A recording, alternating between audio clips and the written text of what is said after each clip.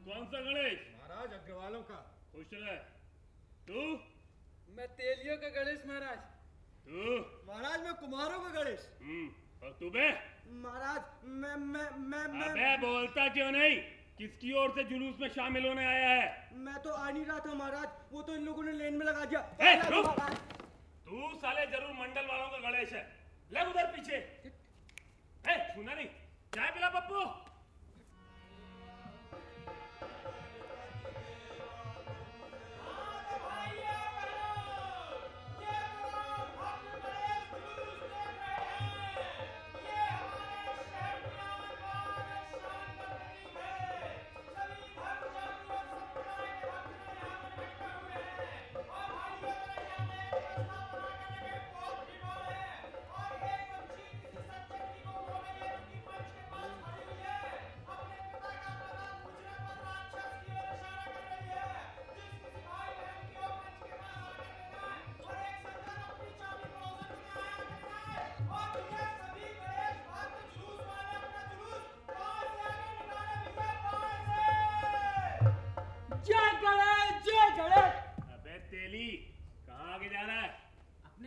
आगे ले जा रहा हूँ महाराज। ए तेली, तुझे मालूम है कि नहीं, हर बार हम ब्राह्मणों के गणेश जी आगे रहते हैं। तो इस बार तेलियों के गणेश आगे हो जाएंगे तो क्या? तेलियों की गणेश की ऐसी की तैसी, हमारे गणेश आगे रहेंगे। जय गणेश, जय गणेश, जय गणेश, जय गणेश, जय गणेश, जय गणेश, जय गणेश, जय गणेश, जय गणेश, मैं गणेश, मैं गणेश, जय गणेश, जय गणेश।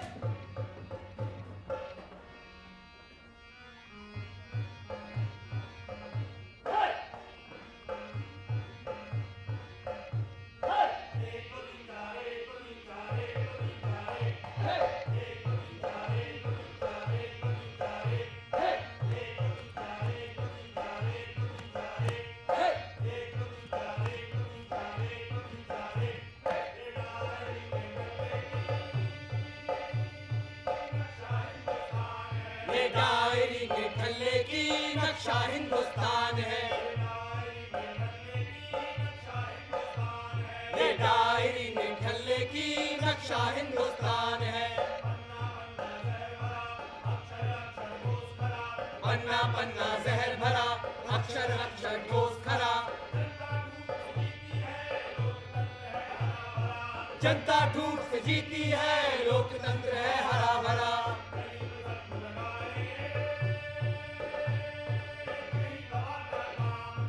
कहीं पे जख्म लगाए, कहीं दवा का काम दे, ये डायरी में ढल्ले की नक्शा हिंदुस्तान है। एक दो तीन चार, एक दो तीन चार, एक दो तीन चार, एक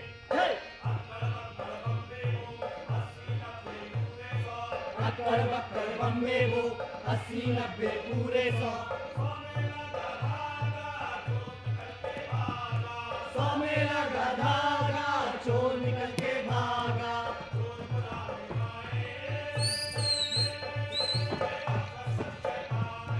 चोर को राह दिखाएंगे, अक्सर सब शैतान है। ये डायरी में ढल्ले की नक्शा हिंदुस्तान है।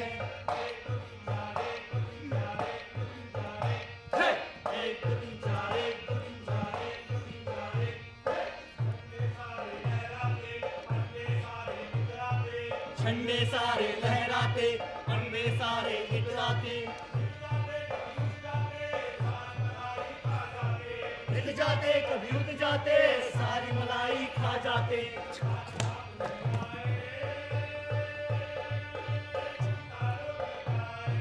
छाछ हाथ नहीं आए रे, जनता रोती जाए रे।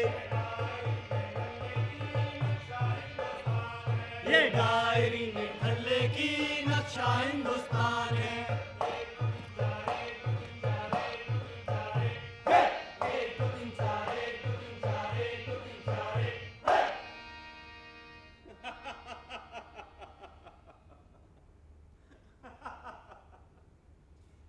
यह निठल्ला भी कहीं डायरी लिखने का काम करेगा? असंभव। उसी तरह अविश्वसनीय जिस तरह की यह कहा जाए कि गोस्वामी तुलसीदास रामचरितमानस की पांडुलिपि टाइपराइटर पर टाइप करते हुए पाए गए, या कि फिर ये कि संत तुकाराम अपने अभंग पियानो पर गाते हुए देखे गए।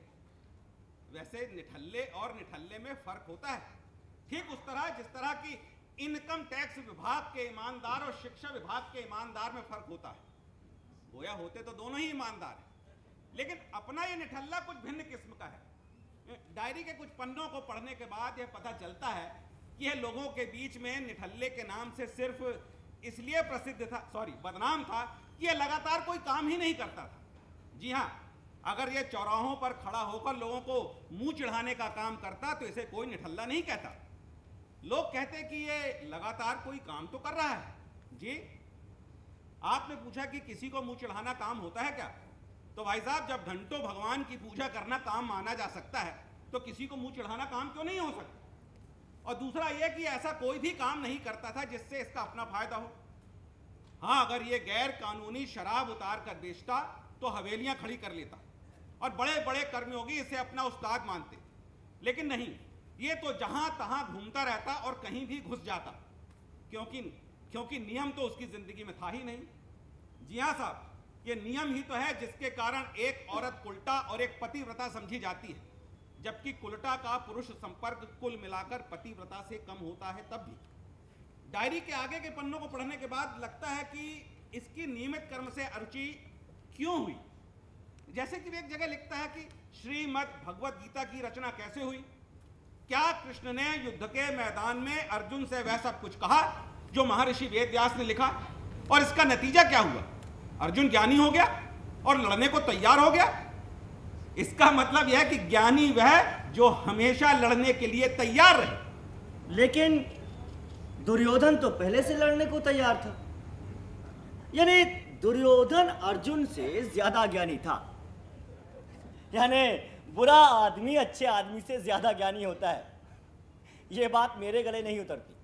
गीता ना कृष्ण ने कही ना व्यास ने लिखी। गीता को federation of Indian chambers of commerce and industries के अध्यक्ष ने लिखा है, या फिर वो किसी से पैसे देकर लिखवाई गई है। हाँ, प्रमाण मुझे मिल गया है। गीता में लिखा है, कर्मण्येवाधिकारस्ते मा फलेषु कदाचन। अर्थात तुम्हारे अधिकार में केवल तुम्हारे कर्म हैं, उसके फल पर तुम्हारा कोई हक नहीं। यानी दुनिया के मजदूरों, तुम सिर्फ काम किए जाओ, उसके बदले में अपनी मजदूरी मत मांगो। ये श्लोक मजदूरों की हड़ताल तोड़वाने के काम तो आ सकता है, लेकिन भगवान ऐसा हरगिज नहीं कहेंगे कि मजदूरों तुम केवल काम किए जाओ, उसके बदले में अपनी मजदूरी मत मांगो। तो सिद्ध हुआ, गीता ना कृष्ण ने कही ना व्यास ने लिखी। गीता को federation of Indian chambers of commerce and industries के अध्यक्ष ने लिखा है, या फिर वो किसी से पैसे देकर लिखवाई गई है। इस महानतम खोज के बाद उसकी नियमित कर्म से अरुचि हो गई। माफ करिए, मैं उस लेखक का नाम तो आपको बताना ही भूल गया जिसकी डायरी के पन्नों में हम लोग जबरदस्ती ताक झांक कर रहे हैं। इस डायरी के लेखक का नाम है, डायरी के लेखक का नाम श्री हरिशंकर परसाई। एक दो तीन चार, एक दो तीन चार, एक दो तीन चार, एक दो तीन चार, एक दो तीन चार, एक दो तीन चार, एक दो तीन चार, एक दो तीन चार, एक दो तीन चार।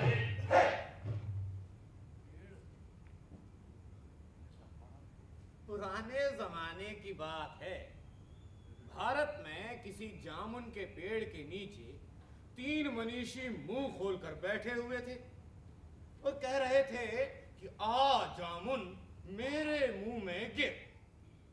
जामुन बस गिरने ही वाली थी कि तभी वहां एक घुड़सवार पहुंचा जो घोड़े पर बैठकर घूमने को बड़ा काम मानता था। जैसे हमारे यहाँ सरकारी जीप में बैठकर घूमने को बहुत बड़ा काम माना जाता है। उसने उन तीनों मनीषियों को हंटर मारकर भगा दिया। उसके कई साल बाद पश्चिम में भी एक लड़का एक सेब के पेड़ के नीचे मुंह खोलकर बैठा था। वो भी कह रहा था कि आ सेब मेरे मुंह में गिर। पर सेब तो जामुन से बड़ा होता है। जहां तक खाने का सवाल है, पश्चिम का मुंह पूरब से बड़ा होता है। बीते साम्राज्य और सेब इसके गवाह है। उस समय वहाँ कोई घुड़सवार नहीं आया। नहीं, क्योंकि उस समय यूरोप के सारे घुड़सवार संकट में फंसी सुंदरियों की रक्षा खोज खोज कर रहे थे। सेब गिरा और लड़के ने गुरुत्वाकर्षण यानी ग्रेविटेशन का सिद्धांत खोज निकाला। अगर वो घुड़सवार वहां ना जाता और एक भी जामुन उन तीनों में से किसी के भी मुंह में गिर जाती तो इस महान खोज का श्रेय हमें मिलता। भारत में अनुसंधान को कोई प्रोत्साहन नहीं दिया जाता। अनुसंधान करने के लिए बैठे मनीषियों को आलसी कहा जाता है। जी हाँ, और आज सारा देश पछताता है कि अगर वे तीन मनीषी ना छेड़े जाते तो इस महान सिद्धांत का श्रेय हमारे महान देश भारत को न मिल जाता। बिल्कुल। ऐसी भूल तब हुई थी कब? जब लक्ष्मण ने मरणासन रावण से दुनिया भर की नीति की बातें तो पूछी, पर यह नहीं पूछा कि गुरु उस गोली का फॉर्मूला तो बता दो। गोली? जिसे खाकर आपके मरहूम भाई कुंभकर्ण 6 महीने तक सोते रहते थे। पश्चिम विज्ञान के क्षेत्र में इतना आगे क्यों है? क्योंकि वहाँ अलालों को सभी तरह के सुविधे दिए जाते हैं। हमारे यहाँ वे निरादर के पात्र हैं। 1 2 3 4 1 2 3 4 1 2 3 4 1 1 2 3 4 1 2 3 4 1 2 3 4 1 2 3 4 1 2 3 4 1 2 3 4 1। डायरी में निठल्ले के चिंतन और अनुभव के और भी अंश देखने को मिलते हैं।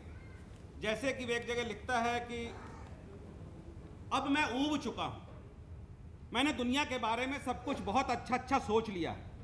मैंने आसमान से रोटियां बरसवा दी हैं और चांद से दाल। मैंने सारे कल कारखाने मजदूरों को दे दिए हैं। मैंने जगह जगह कल्प वृक्ष के बागीचे लगा दिए हैं। अब लोग बाग वहां पर बैठकर अपनी अपनी इच्छाएं पूरी कर रहे हैं। मैंने सारे बमों को बोरों में भरकर समंदर में फेंकवा दिया है। मैंने सारी सुंदरियों को उनके प्रेमी उपलब्ध करा दिए हैं। अब कोई भी विरहिणी नहीं बची और सारे कवि शायर मुझे गालियां बक रहे हैं और चच्चा के गीत लिख रहे हैं। अब मेरे पास करने के लिए कुछ भी नहीं बचा। अब मैं सिर्फ लोगों के कामों में दखल दूंगा और मेरा यह दखल अभियान शुरू होगा कल से। मैं करूंगा तो कुछ भी नहीं, सिर्फ घूम घूम कर लोगों के कामों में दखल दूंगा। लोगों के कामों में दखल दूंगा, सिर्फ लोगों के कामों में दखल दूंगा। सिर्फ लोगों के कामों में दखल दूंगा। काका नमस्कार। नमस्ते। और सुनाइए काका, क्या हो रहा है? बैठे बैठे? सुबह पूछता हूँ तो बैठे, दोपहर को पूछता हूँ तो भी बैठे ही हैं, और शाम को पूछता हूँ तो भी बैठे ही हैं। और सुनाइए काका, मैंने कहा क्या कर रहे हैं? बैठे और क्या? अच्छा अच्छा, बैठे हैं। तो और क्या करें यार? अब मैं क्या बताऊं क्या करें? आप ही तय करिए कि क्या करें। अरे हमने तो सब तय कर लिया। कोई काम करूं तो साले आधे काम अच्छे होते, आधे काम खराब होते। अरे कुछ नहीं करने से कम कोई खराब काम तो नहीं होता। और भैया खराब काम करने से तो अच्छा है बैठे बैठे बढ़िया सोचते रहो। सो हम सोचते रहते हैं।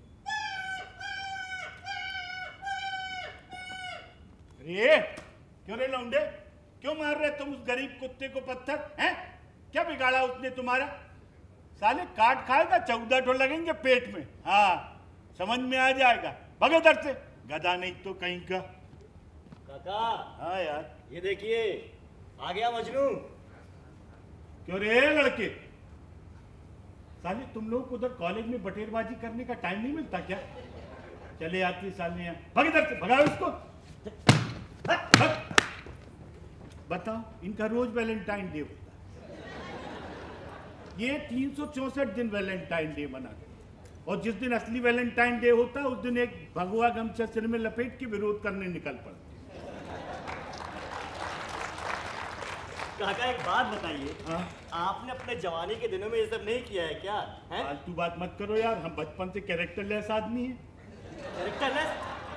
अरे काका, कैरेक्टरलेस क्या होता है जानते भी हैं? अच्छा, तुम हमको मतलब समझाओगे? अरे साले गधे, अपनी सेना भैया जाती है वहां लड़ने के लिए युद्ध के मैदान में। हाँ। तो गोला बारूद से लैस होके जाती कि नहीं? ऐसे ही हम कैरेक्टर से लैस हैं। अब तुम कहाँ चल दिए? मैं हाँ काका, मैंने तय किया है। क्या? कि आज से मैं लोगों का भला करूंगा। अच्छा, हाँ। अच्छा अच्छा अच्छा। और अपना भला कब करोगे? भैया जो अपना भला नहीं कर सकता वो दूसरे का भला क्या करेगा? है? देखते नहीं जितने जनता के सेवक हैं सबके घर भरे पड़े। क्यों? इसलिए कि भाई जब अपने पास धन होगा तभी तो दूसरे की सेवा करने की स्फूर्ति अपने अंदर आएगी। अच्छा, लेकिन काका हाँ? मैंने तो सुना है कि अपना सर्वस्व त्याग कर दूसरों का भला किया जाता है। बिल्कुल गलत सुना है तुमने। अच्छा, सेवक राम जी को जानते हो? वो अपने यहाँ के सेवक राम। सेवक राम, अच्छा अच्छा अच्छा अच्छा, वो चौक वाली तिमंजिला इमारत के मालिक। हाँ वही। हाँ, अंग्रेजों के जमाने के नेता है वो। अच्छा अच्छा तब वो गरीब मजदूरों और किसानों के मोर्चे निकलवाते और उनसे नारे लगवाते। अच्छा, इंकलाब जिंदाबाद, उजड़े घर होंगे आबाद। हाँ। अभी कुछ दिन पहले उनको मजदूरों ने रोक दिया। अरे वाह। और कई के नेताजी, हाँ। यार आप तो हमसे बड़े नारे लगवाते थे, इंकलाब जिंदाबाद, उजड़े घर होंगे आबाद। हाँ। भैया इंकलाब हुए तो 63-64 साल हो गया, लेकिन हमारे झोपड़े तो आज भी वैसे के वैसे ही। फिर नेताजी ने क्या कहा? नेताजी क्या कहते हैं? हाँ। नेताजी ने पहले तो बड़े ध्यान से उनकी बात सुनी। हाँ। फिर कहने लगे कि भैया भाइयों आप लोगों को थोड़ा कंफ्यूजन हो गया। एक्चुअली वो नारे उस समय हमने आप लोगों के लिए नहीं, अपने खुद के लिए लगवाए थे। आप देख ही रहे हो हमारी उन्नति। तो भैया पहले अपना फिर दूसरे का। अरे भाई भगवान को देख लो, भगवान ने सबसे पहले अपनी सवारी के लिए गरुड़ बनाया, उसके बाद आदमी की सवारी के लिए घोड़ा बनाया, और अभी आदमी को क्या कहते हैं, वहां हवाई जहाज बनाने की परमिशन दी। लेकिन काका आप कबीरदास जी को क्यों भूलते हैं?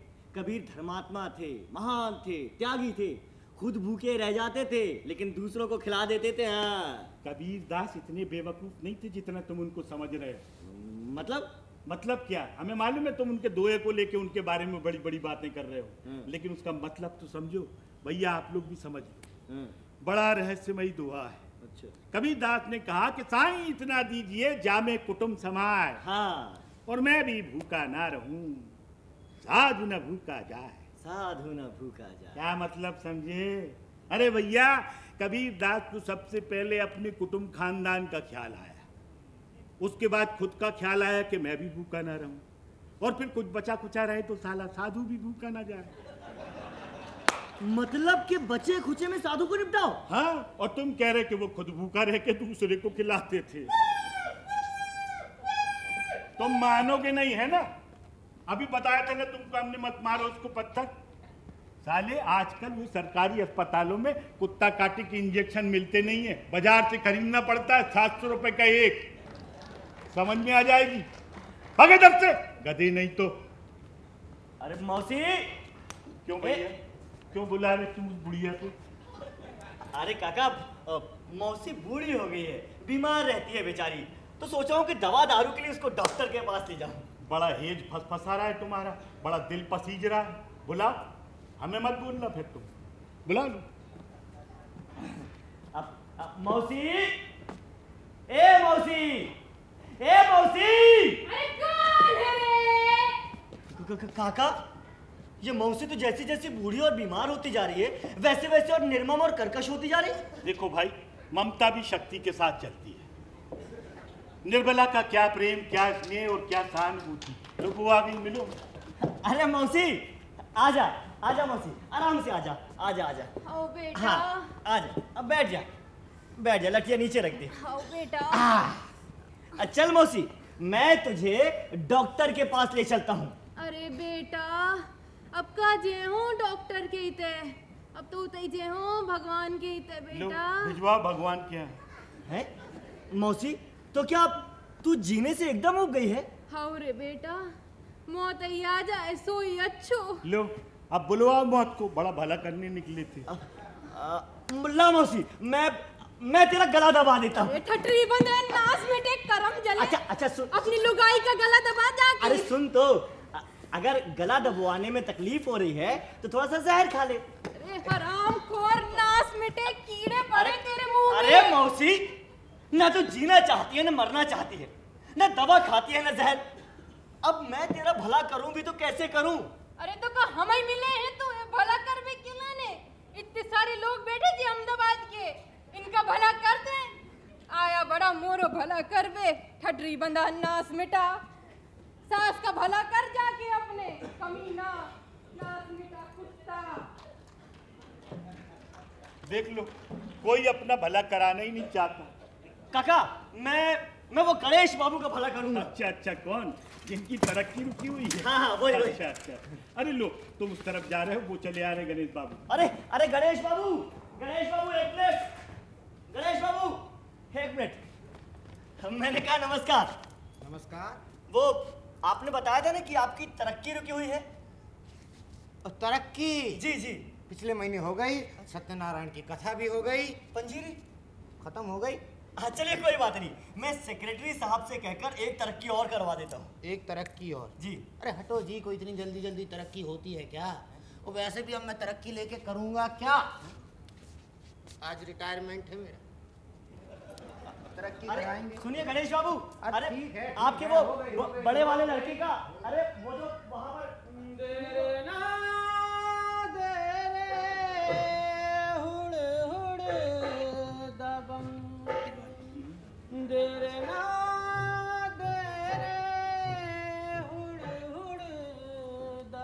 तिवारी जी, तिवारी जी,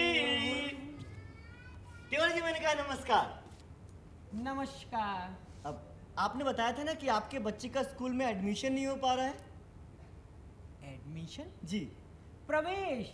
हाँ प्रवेश के लिए कहा था जी, परंतु वो तो गत वर्ष कहा था। अच्छा। अब तो वो उत्तीर्ण भी हो गया है और अगली कक्षा में भी पहुंच गया है। देरे ना देरे हुड़ हुड़ दबंग, देरे ना देरे हुड़ हुड़। देखा आपने, लोग दूसरों का भला करना चाहते हैं, अरे लेकिन कोई अपना भला करवाए तब। इस चक्कर में होता ही है कि आदमी खुद अपना भला करने लगता है, फिर लोग उसको स्वार्थी कहते हैं। अरे भाई लेकिन वो करे क्या, वो तो मजबूरी में स्वार्थी हो जाता है बेचारा। सुना है आप लोगों का भला करते हैं? हाँ हाँ जी। और सुबह से कोई मिला भी नहीं। अरे सही कह रहे हैं आप। सोच रहा हूँ मैं अपना भला करवा लूं। थैंक यू, धन्यवाद, शुक्रिया, मेंशन नॉट दीजिए। धन्यवाद की बात नहीं है, ये बताओ पैसे कितने दोगे? जी पैसे? अब पैसे तो नहीं है मेरे पास। पैसे नहीं जी, चेक भी चलेगा। जनाब जब बैंक में अकाउंट ही नहीं तो चेक कहाँ से दूंगा। लेकिन अगर आप चाहें तो भला कराने के बाद 5 जूते मार लीजिएगा। जूते? हाँ ठीक है, पर हर जूते के 50 रुपए लूंगा मैं। हट! हट! ए भैया तुम अपना भला करने का प्रोग्राम पोस्टपोन करो और बैठ के अखबार पढ़ो, कितनी बढ़िया खबरें छप रही हैं। मुरली मनोहर जोशी की अध्यक्षता वाली कमेटी ने सरदार जी को क्लीन चिट दे दी। हाँ काका सुनिएगा। अरे सुन रहा है यार, ये साइकिल बीच में खड़ी कर दे। हाँ, कल रात लोक निर्माण विभाग के दफ्तर में आग लग गई। हाँ। आग लगने से दफ्तर में रखे जरूरी कागजात जलकर नष्ट हो गए। हाँ। आग लगने के कारणों की जांच जारी। काका, हाँ। इन दफ्तरों में आग तो पहले भी लगती रही। हाँ। लेकिन वो वहाँ के चपरासी के बीड़ी पीने से। सही है। लेकिन इस दफ्तर का चपरासी तो बीड़ी भी नहीं पीता था, फिर ये आग। देखो हम तुम्हें बताएं, जब भी किसी सरकारी दफ्तर में आग लगे, सरकार को उसकी जांच की कोशिश नहीं करना चाहिए। सरकार को मान लेना चाहिए कि आग दैवी चमत्कार के कारण लगी। आप भी ना काका, दैवी चमत्कार, अरे पता नहीं कैसे उल्टी सीधी बातें करते। फालतू बात मत करो, मैं पूरे अनुभव के आधार पे कह रहा हूँ। मुझे लगता है तुमने पूरा समाचार पढ़ा नहीं। अच्छा। पढ़ा तो मैंने भी नहीं है, लेकिन मैं तुमको बता सकता हूँ कि उसमें आगे क्या लिखा होगा। अच्छा। नहीं तुम चाहो तो मिला लो, हम झूठ थोड़ी बोल रहे हैं। मिला? देखो उसमें आगे लिखा होगा, विस्तृत जांच के बाद भी आग के कारणों का पता नहीं लग सका। सरकारी जांच एजेंसी आग के कारणों का पता लगाते लगाते परेशान हो गई, लेकिन आग के कारणों का पता नहीं लग सका। आज तो सरकारी प्रवक्ता का बयान भी आ गया है कि आग अवश्य ही दैवी चमत्कार के कारण लगी। झूठ मत बोलिएगा काका, आप ये खबर पहले पढ़ चुके हैं ना? नहीं रे, दरअसल मैं ये साले खबर बनाने वालों को बरसों पहले पढ़ चुका हूं। देख मैं तुझे बताता हूँ क्या है। हाँ। क्या हुआ होगा। हाँ। ये जो शिवशंकर बाबू है जिसके यहाँ ये आग वाग लगी, हाँ, हाँ, हाँ। एक दिन बड़ा परेशान हाल अपने दफ्तर से घर लौटा होगा। हाँ। और 1 2 3 4 1 2 3 4 1 2 3 4 1 2 3 4 1 2 3 4 1 2 3 4 1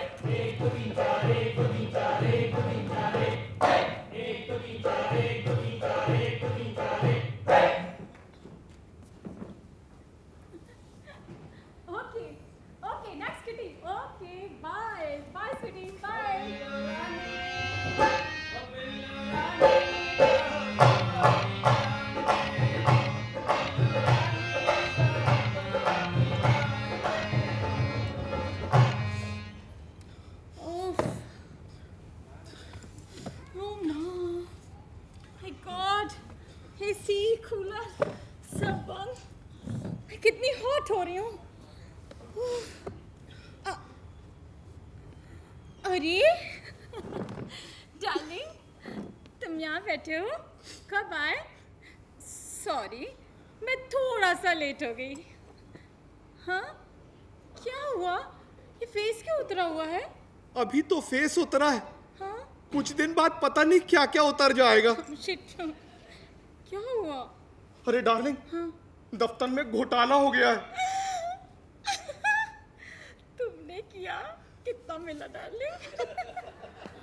अरे यार, खाया सबने, मगर ऊपर वाले नीचे वालों को फंसा रहे। अब इंक्वायरी होगी, उसके बाद सस्पेंड कर दिया जाऊंगा, फिर नौकरी चली जाएगी और उसके बाद जेल चला जाऊंगा डी राजा के साथ। डोंट वरी डार्लिंग, जिसकी रक्षा कोई नहीं करता उसकी रक्षा तो गॉड करते हैं। और तुम्हें वो स्टोरी तो सुनी है? कौन सी स्टोरी? जिसमें एलिफेंट की पुकार पर गॉड दौड़े दौड़े आए थे। हाँ सुनिए, फिर मेरे डिपार्टमेंट के सारे लोग मगर हो गए हैं और मैं गरीब हाथी हो गया हूँ। ये भगवान के इंटरफियरेंस के लिए बिल्कुल सही केस है। यस यार, मगर मैं उनसे कैसे अप्रोच लगा सकता हूँ? मेरा तो उनसे कोई इंट्रोडक्शन नहीं हुआ, कभी बातचीत भी नहीं हुई।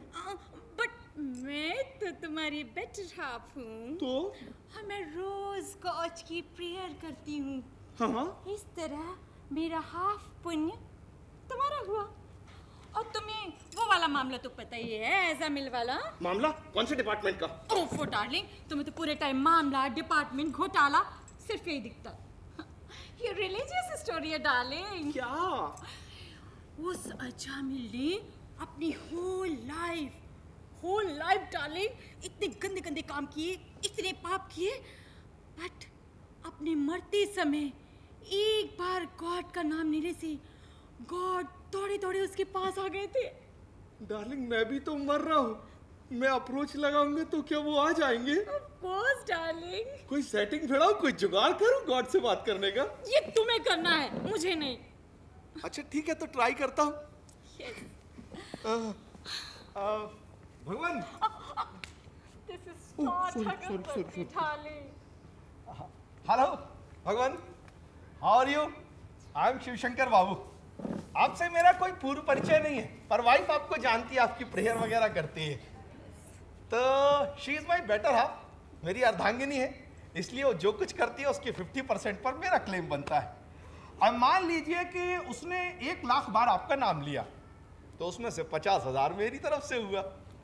देखो, ये 50,000 यदि ज्यादा लग रहा हो तो 40,000 पर कंसीडर कर लेते हैं। 40 भी ज्यादा लग रहा हो तो ठीक 30। और देखो, इससे एक कम नहीं करेंगे। वो तो आप वाइफ के जान पहचान वाले हो, इसलिए इतना कंसीडर कर लिया। आपकी जगह कोई दूसरा होता ना तो 75% से कम में सौदा नहीं पड़ता। जाने कहां से चल। तुम गॉड से बातें कर रहे हो। अरे भगवान, अरे आप तो अंतर्यामी हो, आपको तो पूरी दुनिया का हाल पता रहता है। अब मेरे दफ्तर में जो छोटा सा घोटाला हुआ था उसके बारे में भी आपको पता होगा। सब लोग बचने के अपने अपने तरीके ढूंढ रहे हैं। वाइफ ने कहा कि आपसे थोड़ी सी बात करके देख लो, तो मैं आपके पास। अच्छा एक बात बताओ, ये हाथी मगर वाला एक केस हुआ था, उसमें आप दौड़ते हुए आए थे। अरे यार, ये कंजूसी करने की क्या जरूरत है? मेरे केस में दौड़ते हुए पैदल मत आना, वो टैक्सी वगैरह हायर कर लेना, प्लेन भी लेना हो चार्टर तो ले लीजिएगा, खर्चे की चिंता मत करना, वो सब अपन एडजस्ट कर लेंगे। तो to almighty God, heaven, respected sir, I am suffering from घोटाला trouble, waiting for your kind help. Please come and save me as early as possible. Thanking you, yours faithfully, Shiv Shankar Babu, Deputy Secretary, Place Ahmedabad, date 27/4/2011. क्या है? तुम्हें तो God से ठीक से prayer करना भी नहीं आता।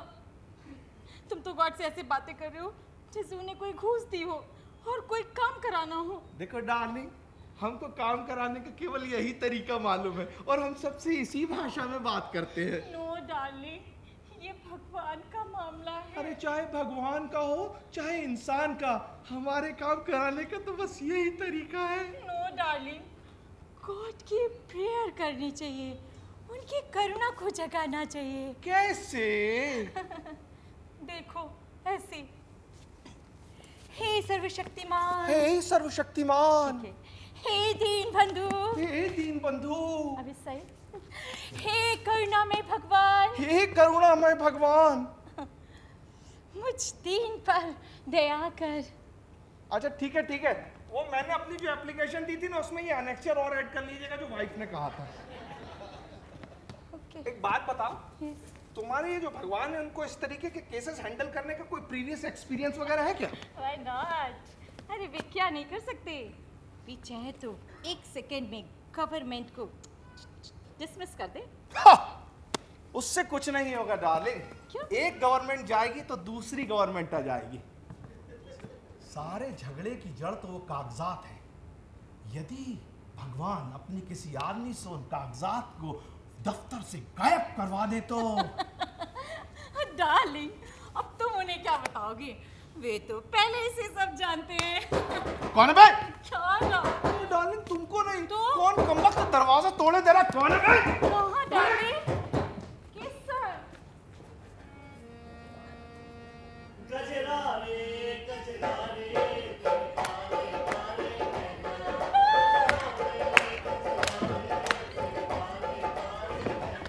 Very nice. क्या तुम ही शिव शंकर बाबू हो? अरे बे, मैं हूँ शिव शंकर बाबू। तारीफ, आपकी तारीफ। मैं देवदूत देवलोक से आ रहा हूँ। भगवान ने मुझे भेजा है। तुमने उन्हें बुलाया था ना? हाँ, पर वे खुद क्यों नहीं आए? पहले तो वे खुद आते थे। अब जमाना बदल गया है, डिमांड बढ़ गई है। लोग उनके नाम का बड़ा बड़ा मंदिर बनवाते हैं, फिर इनकम टैक्स की चोरी में पकड़ लिए जाते हैं। अब वो वहां जाएंगे कि यहाँ आएंगे? और वैसे तुम्हारे इस काम के लिए तो मैं अकेला काफी हूँ। बोलो कौन तुम्हारे लिए मगर बना हुआ? भगवान, डिप्टी सेक्रेटरी ना वो ना मुझे फंसा रहा है। तो उसे मार डालूं? उससे कुछ नहीं होगा भगवान। क्यों? क्योंकि उसकी टांग उसके ऊपर वाले के जबड़े में, और उसकी टांग उसके ऊपर वाले के जबड़े में, और उसकी टांग उसके ऊपर वाले के जबड़े में फंसी है। इस तरह डिपार्टमेंट के सारे लोग एक दूसरे के लिए मगर भी हो रहे हैं और हाथी भी। तो फिर सबको मार डालूं? उससे भी कुछ नहीं होगा भगवान। क्यों? एक जाएगा तो उसकी जगह दूसरा आ जाएगा। तो फिर क्या किया जाए? सारे फसाद की जड़ है वो कागजात। यदि आप दफ्तर से वो कागजात चोरी करवा देंगे। मूर्ख! सर्वशक्तिमान कभी चोरी नहीं करते। कैसे नहीं करते? वे तो माखन की चोरी भी करते थे ना, और माखन चोर नाम भी है उनका। खाने पीने की चीजों की बात और है, ये फाइलों का मामला है। आप दफ्तर में आग लगवा दीजिए, चौकीदार को जादू की नींद सुलवा दीजिए। तुम खुद क्यों नहीं लगा देते आग? चलो मेरे साथ, मैं वहां रहूंगा तो मेरे सामने आग लगाना। अरे यार, भगवान होके भी कैसी नादानों जैसी बात करते हो यार। प्रभु, हम इंसान हैं, हमारी लगाई हुई आग पकड़ी जाएगी। आप ये काम अपने कर कमलों से खुद करते। मैं तो इच्छा मात्र से ही आग लगा सकता हूँ, यू नो। भगवान, भगवान, भगवान! हाँ? अरे यार, यहाँ आग नहीं लगानी, वहां लगानी है, दफ्तर में। हाँ, मुझे पता है कब, कहाँ, क्यों और कैसे आग लगानी। चलो चलो।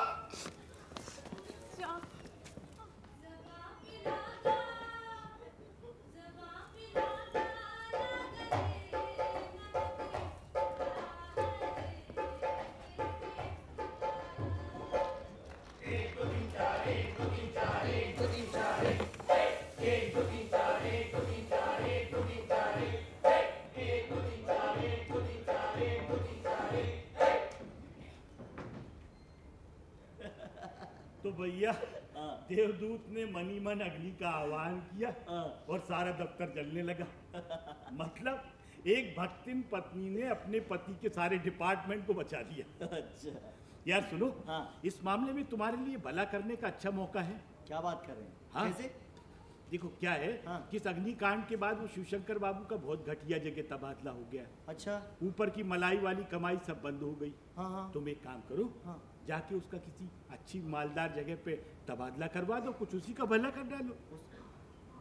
आप भी ना काका, उस आदमी का भला करूं मैं, हैं? अरे उसका विकास क्या पूरे शहर से छुपा हुआ है, हैं? एक देखते ही देखते 1 से 3 मंजिला इमारतें तन गई। और उसकी वो मिसेस चटक मटक जब घर से निकलती है तो मालूम है लोग क्या कहते हैं? क्या कहते हैं? अरे देखो भाई देखो, चलता फिरता सराफा बाजार। और आपके ये शिवशंकर बाबू जब इनके यहाँ जायदाद की जांच होती है तो मालूम है क्या कहते हैं? क्या कहते हैं? अरे भाई ये तो मुझे ससुराल की तरफ से मिले और ऐसे आदमी का भला करो। पता नहीं यहाँ दुनिया में ऐसे ससुर साले किस कोने में मिलते हैं जो जिंदगी भर किस्तों में दहेज देते और सरकारी महकमे के कुछ खास अफसरों को ही अपना दामाद बनाते हैं। लो वो चले आ रहे शिवशंकर बाबू, सरकारी दामाद। क्यों? मैंने सुना है तुम लोगों का भला करते हो। भाई साहब मैंने सुना है आप लोगों का भला करते हैं। हाँ। अरे यार मेरा तबादला बड़ी घटिया जगह कर दिया यार, चवन्नी की कमाई नहीं होती। बॉस किसी अच्छी जगह पे उसका तबादला करवा दो मेरा प्लीज। अब काका अब प्लीज बोल रहे हैं। जा तुमको सवेरे से ढूंढ रहे मुग्गा। चलिए आइए। 1 मिनट मैं अपनी साइकिल ले लूँ। अरे सुनिए, साइकिल पे क्यों कष्ट कर रहे हैं श्रीमान, मेरे साथ चलिए ना, कार लेकर आया हूँ एस्टिलो। काका एस्टिलो मिलो चलो। हेलो।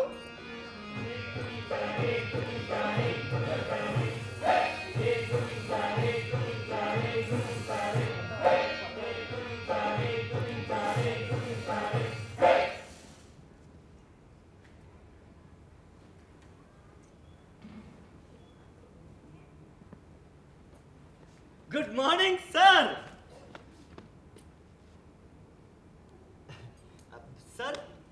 सर ये आप लोग पतलून की जेब में हाथ क्यों डाले जाते हैं सर? हाथ इतने गंदे होते हैं कि इन्हें छुपाए रखते हैं।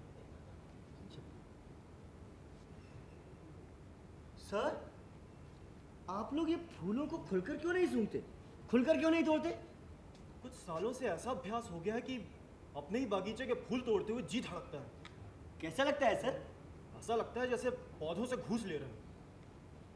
खैर फरमाइए कैसे आना हूँ? सर आपने मुझे पहचाना नहीं sir? No I don't remember.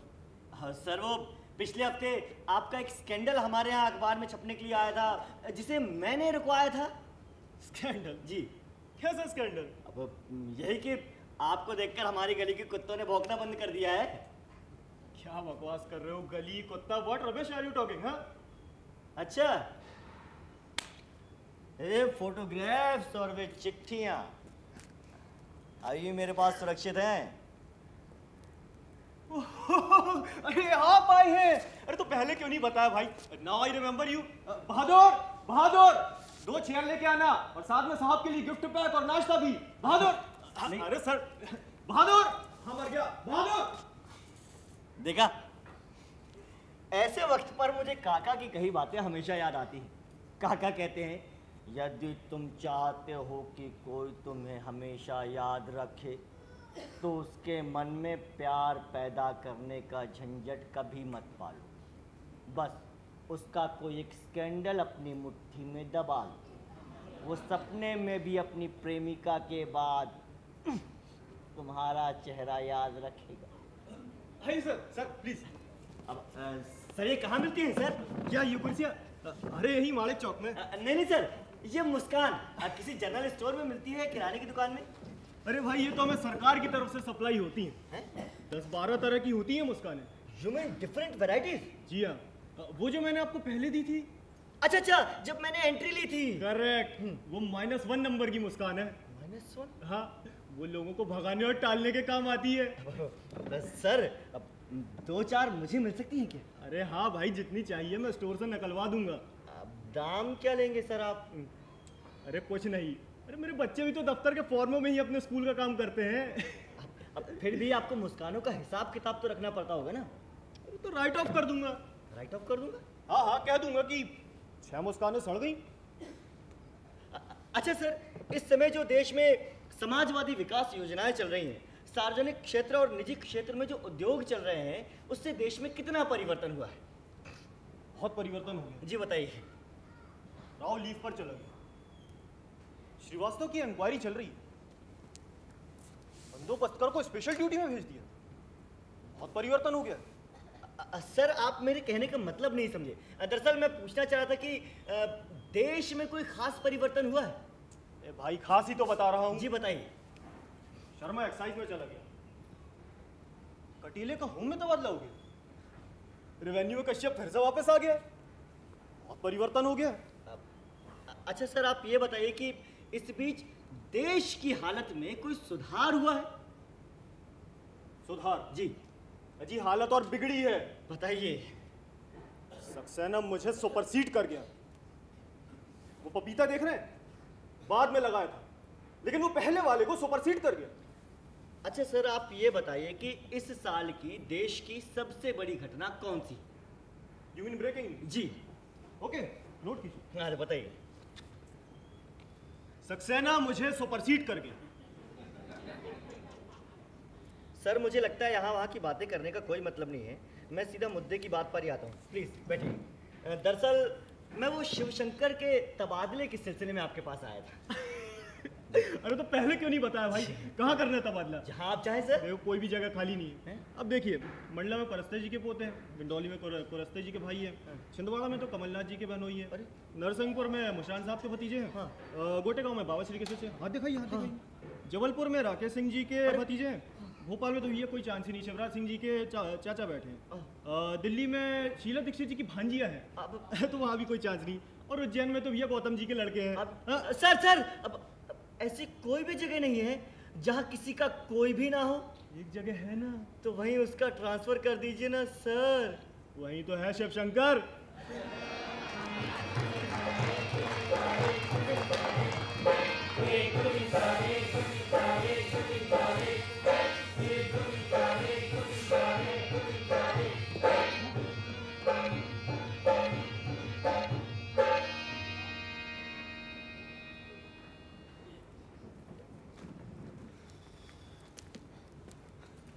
और भैया करवाया है वो भ्रष्ट शिवशंकर का तबादला?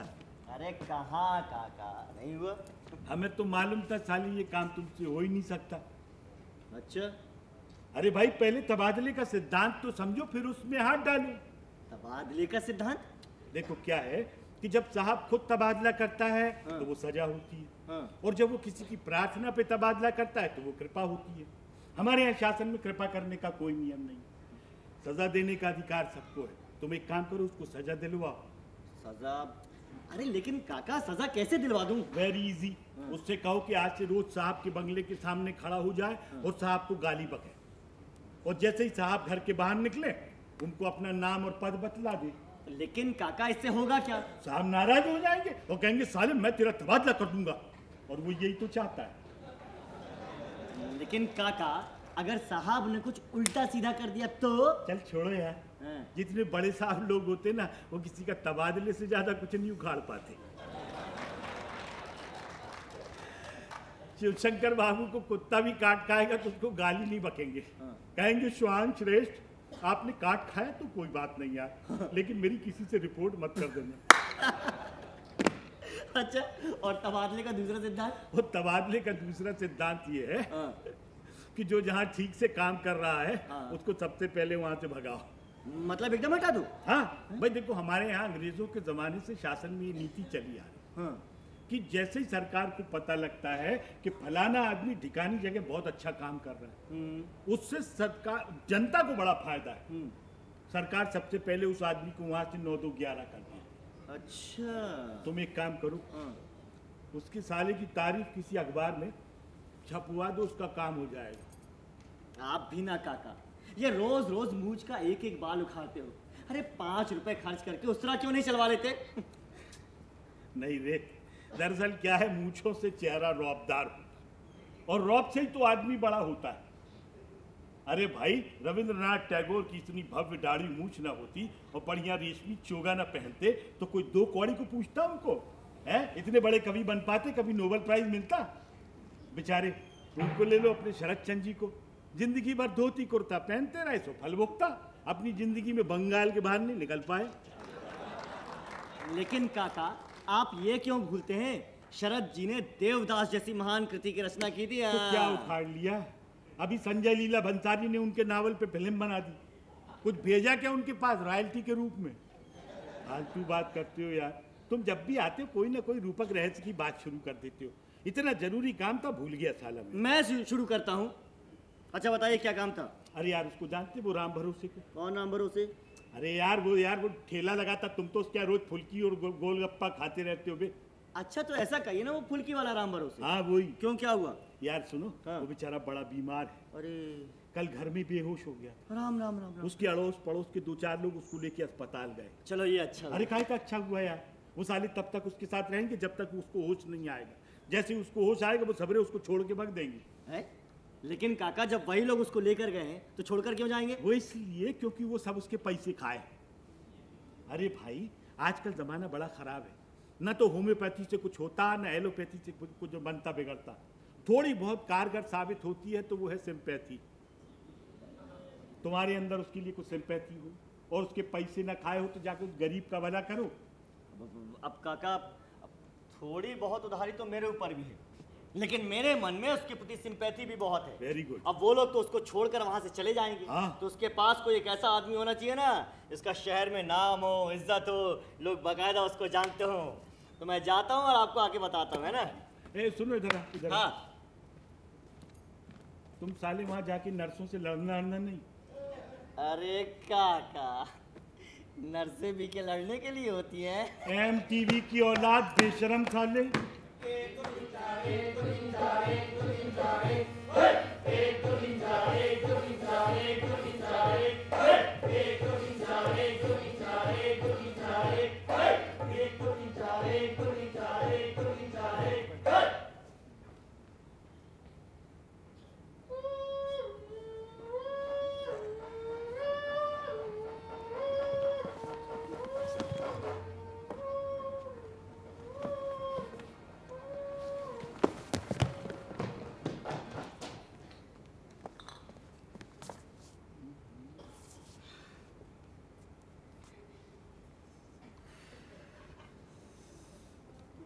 अरे राम भरोसे, राम भरोसे, राम भरोसे, राम भरोसे, भैया राम भरोसे, भैया भैया जरा होश में तो आओ। अरे भैया जब बेहोश है तो होश में कैसे आएगा? भैया राम भरोसे देखो मैं आया हूँ मैं। अरे भैया उसे ऐसे ही पड़े रहने दो। भैया राम भरोसे अब तुम होश में आ ही जाओ। देखो तुम्हारी उधारी वाले तुम्हारे अगल बगल में बैठे हैं।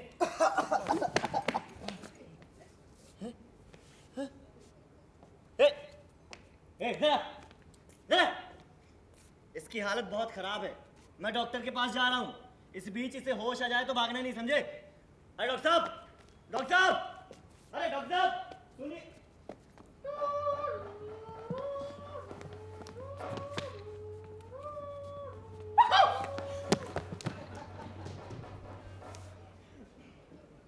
ना डॉक्टरों का पता है ना नर्सों का। गरीब अस्पताल में आया है किसी भूत खाने में। पहचाना? जी आप? मैं हूँ हरी राम मास्टर। लेकिन आप तो 3, 4, 5 साल पहले मर गया था ना? हाँ। लेकिन अब प्रेत बनकर अपना इलाज कराने आया। तो क्या ये लोग प्रेत का भी इलाज करते हैं? करते हैं, बिल्कुल करते हैं। इनके रजिस्टर उठाकर देखो, तुम्हें ऐसे कई नाम मिल जाएंगे जिनके नाम से स्टोर से दवा निकाली जाती है, पर वे वास्तविक आदमी नहीं होते, प्रेत होते हैं। मेरे मरने के बाद भी इन लोगों ने मेरा नाम रजिस्टर से नहीं काटा और खर्च बताने लगे। इसीलिए अब मैं खुद आ गया हूँ प्रेत बनकर अपना इलाज करवाने। इस भरोसे के मरने में अभी कितनी देर है? जी वो नहीं, यहाँ तो उसको अच्छा कराने के लिए लाया गया है। अच्छा कराने लाए हो? जी। यहाँ? जी। तो दौड़ धूप करो, डॉक्टरों के पीछे पड़ो। वो देखो फाटक के बाहर हफ्तों से मरीज पड़े हैं, उनकी अभी तक जांच भी शुरू नहीं हुई। ऐसे तो ये सृष्टि के अंत तक पड़ा ही रहेगा। राम भरोसे, राम भरोसे, राम भरोसे, राम भरोसे। डॉक्टर साहब, क्या है? एक दो शिकायतें हैं। शिकायत? फाटक के बाहर हफ्तों से मरीज पड़े हैं, उनकी तरफ कोई ध्यान ही नहीं दे रहा। आपका ख्याल गलत है, उनकी जांच तो हो रही है। जांच हो रही? हाँ। अरे लेकिन ये कैसी जांच है भाई? इसे हम प्राथमिक जांच, हाँ। यानी प्राइमरी इन्वेस्टिगेशन कहते हैं। देखिए क्या है कि फाटक के बाहर मरीजों को पड़े रहने देकर हाँ। हम उनके रोगों की जांच करते हैं। अच्छा। और उन मरीजों को छांटते हैं जो इलाज के लायक हैं। देखिए अब उसमें से जो ज्यादा बीमार है वो तो वहीं पड़े पड़े मर जाएंगे। उनके इलाज में बेचारी गरीब जनता का पैसा क्यों बर्बाद किया जाए? जो कम बीमार है वो ऊपर घर चले जाएंगे। जिन्हें इस अस्पताल में घुसने की सुरंगें मालूम है उस सुरंगों के रास्ते से अंदर आ जाएंगे। उसके बाद जो बचे वो सच्चे मरीज हैं, उनका इलाज होगा, जरूर होगा। Good morning doctor. Good morning sweetie, looking great. Thank you. Cabin में मिलो।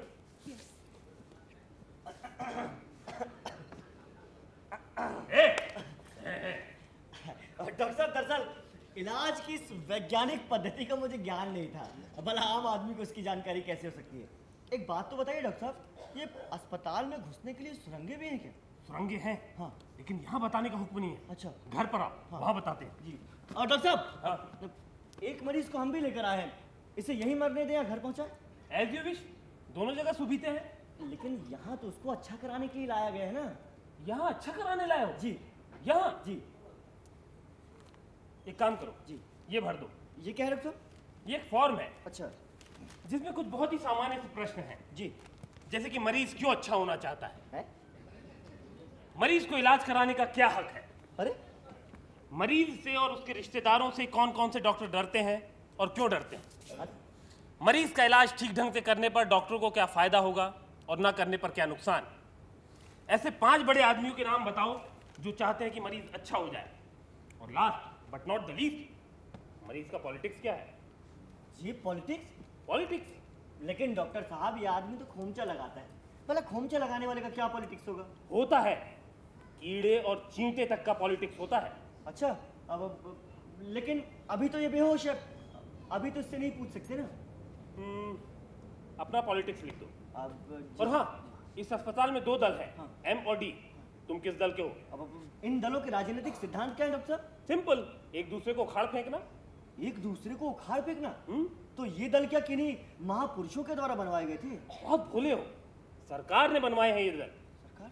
मंत्रिमंडल ने अपनी विशेष बैठक में तय किया, हाँ। जिस तरह हमारे बीच में 2 दल हैं, उसी तरह हर सरकारी विभाग में 2 दल हो जाना चाहिए। हर सरकारी कर्मचारी से फॉर्म भराया गया कि किस दल का है। अब आप किस दल के हैं डॉक्टर साहब? मैं तो M दल का हूँ। ओहो, तभी तो पिछले महीने D दल वालों ने मेरा तबादला बहुत ही घटिया जगह कर दिया था। मैं अभी उस स्टेशन पर उतरा ही था कि मेरा M दल पावरफुल हो गया, मेरा तबादला कैंसिल हो गया। मैं अगली ही ट्रेन में चढ़ गया। हाँ। अभी मैं ट्रेन में ही था, D दल फिर पावरफुल हो गया, मुझे ट्रेन में ही ट्रांसफर ऑर्डर मिला, मैं अगले स्टेशन पर फिर उतर के वापस लौटा। इस तरह मैं 1 हफ्ते तक लगातार आता रहा, जाता रहा, आता रहा, जाता रहा। अंत में मेरा M ग्रुप पावरफुल हो गया और मैं यहीं रह गया। डॉक्टर साहब, मैं ना तो M में हूँ ना D में, अब लेकिन इस भरोसे को M में होना चाहिए, वही लिख देता हूँ। गुड जी। डॉक्टर मरीज M दल।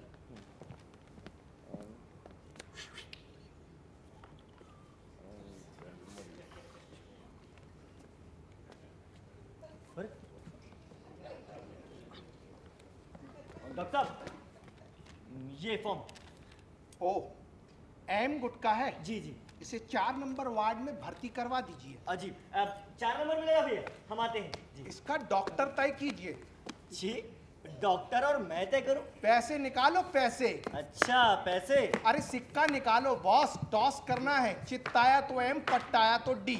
ओहो हो, टॉस टॉस। 1 मिनट डॉक्टर साहब, देखता हूँ। हाँ हाँ, मिल गया, सिक्का मिल गया। करो जल्दी करो। D D D. Very interesting जी। मरीज M गुटका, डॉक्टर D गुटका। सोच लो, इलाज करवाना है? सोचकर बता। अच्छे से सोच लो, पूरा पूरा वक्त लो। मरीज की जिंदगी और मौत का सवाल है। राम राम डॉक्टर साहब। राम राम, कैसे हो? अच्छा हूँ। तुम्हारा मरीज कैसा है? हाँ अच्छा है।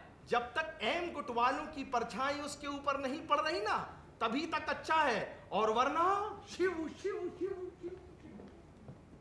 अरे चुभती जलती गर्मी, चुभती जलती गर्मी का मौसम आया आया आया, मौसम ठंडे ठंडे गर्मी।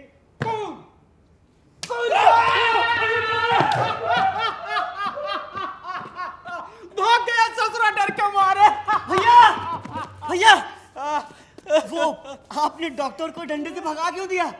हैं? डंडे से डॉक्टर? हाँ, वो कहा है कि हमारा साला यहाँ इलाज करवा रहा है। अच्छा, तो हम उसकी रखवाली कर रहा हूँ। रखवाली? अरे लेकिन अस्पताल में उसको किससे डर? ये लो, अरे डॉक्टरों से और किससे है? हाँ, वो कहा है कि डी वार्ड है। हाँ। अगर यहाँ कोनो एम वार्ड का डॉक्टर आ गया और उसकी परछाई भी जो डी वार्ड के कोनो मरीज पर पड़ गई, तो जो डी वार्ड वाले डॉक्टर उस मरीज को मर जाने देंगे, लेकिन उसका इलाज नहीं करेंगे। इसलिए जब कोई एम दल का डॉक्टर यहाँ आता है, तो हम जोर जोर से लठ भाजने लगता है, वो ससुरा डर के भाग जाता है।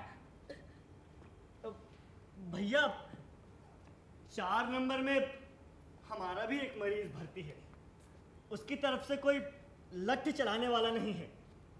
आप उसकी तरफ से लठ चलाएंगे ना भाई साहब? कहा? अरे तुमने हमें भाई साहब कहा? जी। अरे तुम बिल्कुल चिंता ना करना, तुम्हारे मरीज के तरफ से हम लठ चला है। हाँ बताओ, परदेश में भाई साहब। अरे तुम बिल्कुल फिक्र ना करना, तुम्हारे मरीज का कोई बाल भी बांका नहीं कर पाएगा। हाँ धन्यवाद भी है भैया। अरे धन्यवाद भी बोल दिया भैया। भैया भैया, राम भरोसे की हालत बहुत खराब है, आप उनको जाके देखो। भाजी को बता के आते हैं जल्दी से। ये कल्लू, जाओ जाओ जाओ। अरे डॉक्टर साहब, अरे डॉक्टर साहब, अरे सुनिए, डॉक्टर साहब, वो भरोसे क्या मतलब कैसी सुधार है? सुधार है? लेकिन मुझे तो और बिगड़ी नजर आ रही है। अरे बिगड़ना भी तो सुधार है। जिस अवस्था में अस्पताल में आया तो उस हालत में तो नहीं है, सुधार है। लेकिन डॉक्टर साहब, वो तो मौत की तरफ जा रहा है। मौत जीवधारी का सबसे बड़ा सत्य। देह नाशवान है, किंतु आत्मा अमर है। जब ये पवित्र आत्मा हो जाएगा तो इसे टीबी, कैंसर, एड्स कोई रोग नहीं होगा। लेकिन डॉक्टर साहब, मैंने सुना है डॉक्टर सिन्हा यहाँ इस रोग के विशेषज्ञ हैं। आप डॉक्टर सिन्हा को उसे क्यों नहीं दिखाते? ना, गीता में स्वयं भगवान श्री कृष्ण ने कहा है, स्वधर्मम मरणम श्रेयम परधर्मम भयावह। अर्थात अपने गुट के डॉक्टर से इलाज कराते हुए मर जाना भी श्रेयस्कर है, किंतु विरोधी गुट के डॉक्टर से इलाज कराते हुए जीवन प्राप्त कर लेना भी ठीक। ये अनीतिपूर्ण कृत्य मुझसे नहीं होगा। लेकिन यहाँ भी तो उसका इलाज ठीक ढंग से नहीं हो रहा है। अरे कोई भी डॉक्टर उसकी तरफ ध्यान नहीं दे रहा है। अरे खोमचे वाले का इलाज खोमचे वाले के जैसा होगा कि किसी मिनिस्टर या ऑफिसर के जैसा होगा? ब्लडी फूल!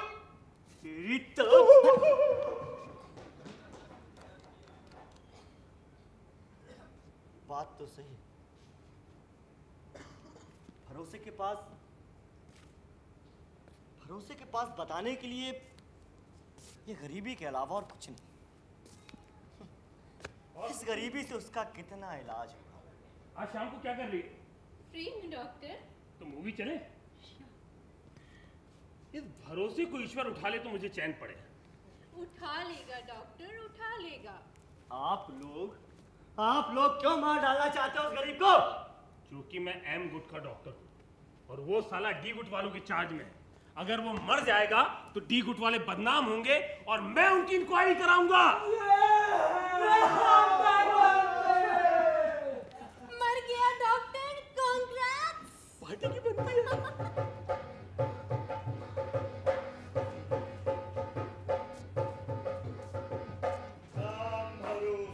राम भरोसे, मर जा प्यारे राम भरोसे, राजनीति भी राम भरोसे, धर्म नीति भी राम भरोसे, राम भरोसे, राम भरोसे, राम भरोसे, राम भरोसे।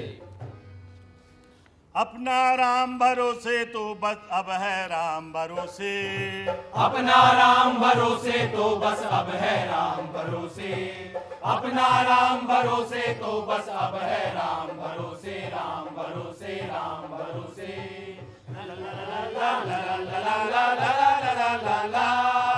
डॉक्टर अब तो बने कसाई, छिड़ी है इनमें जंग, कोटे वाले डॉक्टरों का भी है अपना रंग, चीख रहे हैं रोगी डॉक्टर है नर्सों के संग, अस्पताल का हाल देख के अकल हुई है दंग, हुई है दंग, हुई है दंग।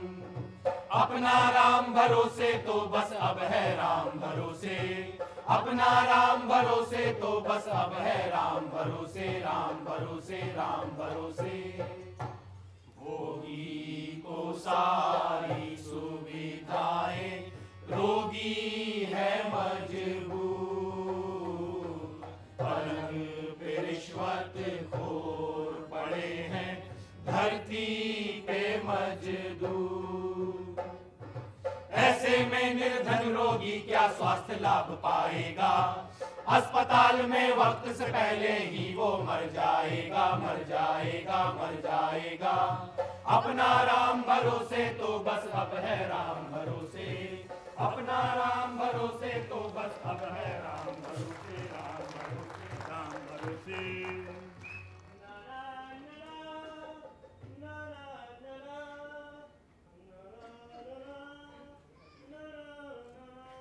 कहाँ चल दिए भैया? अरे वो शिवशंकर से मिलने काका। तुमको दुनिया में मिलेगा नहीं वो, और दूसरी दुनिया में जाने की तुम्हारी कोई तैयारी मेरे को दिख नहीं रही है। मतलब वो शिवशंकर मर गया अभी घंटा भर पहले। अरे बाप रे, कैसे? तुमने जो उसकी अखबार में तारीख छपवा दी थी, उसने उस गरीब के प्राण ले लिए। अरे मैं अगर किसी सरकारी ओहदे पे होता साले तुम्हें हत्या के जुर्म में अंदर करवा देता। लेकिन काका भला तारीफ से भी कोई मरता है क्या? देखो क्या है, उसका एक पड़ोसी आज भगा भगा उसके यहाँ आया और कहने लगा शिवशंकर बाबू, शिवशंकर बाबू आज आपके बारे में अखबार में छपा है। शिवशंकर बाबू ने सुना और बोले अरे बाप रे छप गया क्या, और बस प्राण निकल गए उनके। लेकिन काका अखबार में छपी तो उसकी तारीफ थी ना। तुमने उनको पहले बताया था क्या? बताया तो नहीं था। फिर भैया आजकल जमाना ये आ गया है, किसी की तारीफ करो, किसी पे दया करो, किसी पे कृपा करो, पहले बता दो। अच्छा काका एक बात तो बताइए, वो बेचारे के बीवी बच्चों का क्या होगा? बड़े भोले हो यार तुम। बीवी बच्चों के सुख के दिन तो अब आए हैं? अरे वो घर में इतना पैसा छोड़ गया है, फंड का पैसा, सरकारी पैसा, घूस का पैसा, चोरी का पैसा, सो बैठ के मजे से खाएंगे। अरे जब तक जिंदा रहता तो उसको हमेशा खटका बना रहता, पता नहीं कब सीबीआई की इंक्वायरी हो जाए। हमारे यहाँ मरे हुए आदमी की कोई इंक्वायरी नहीं करता। इसीलिए कहा गया है कि भ्रष्ट अधिकारी अगर जल्दी मर जाए तो उससे परिवार को बड़ा सुविधा हो जाता है।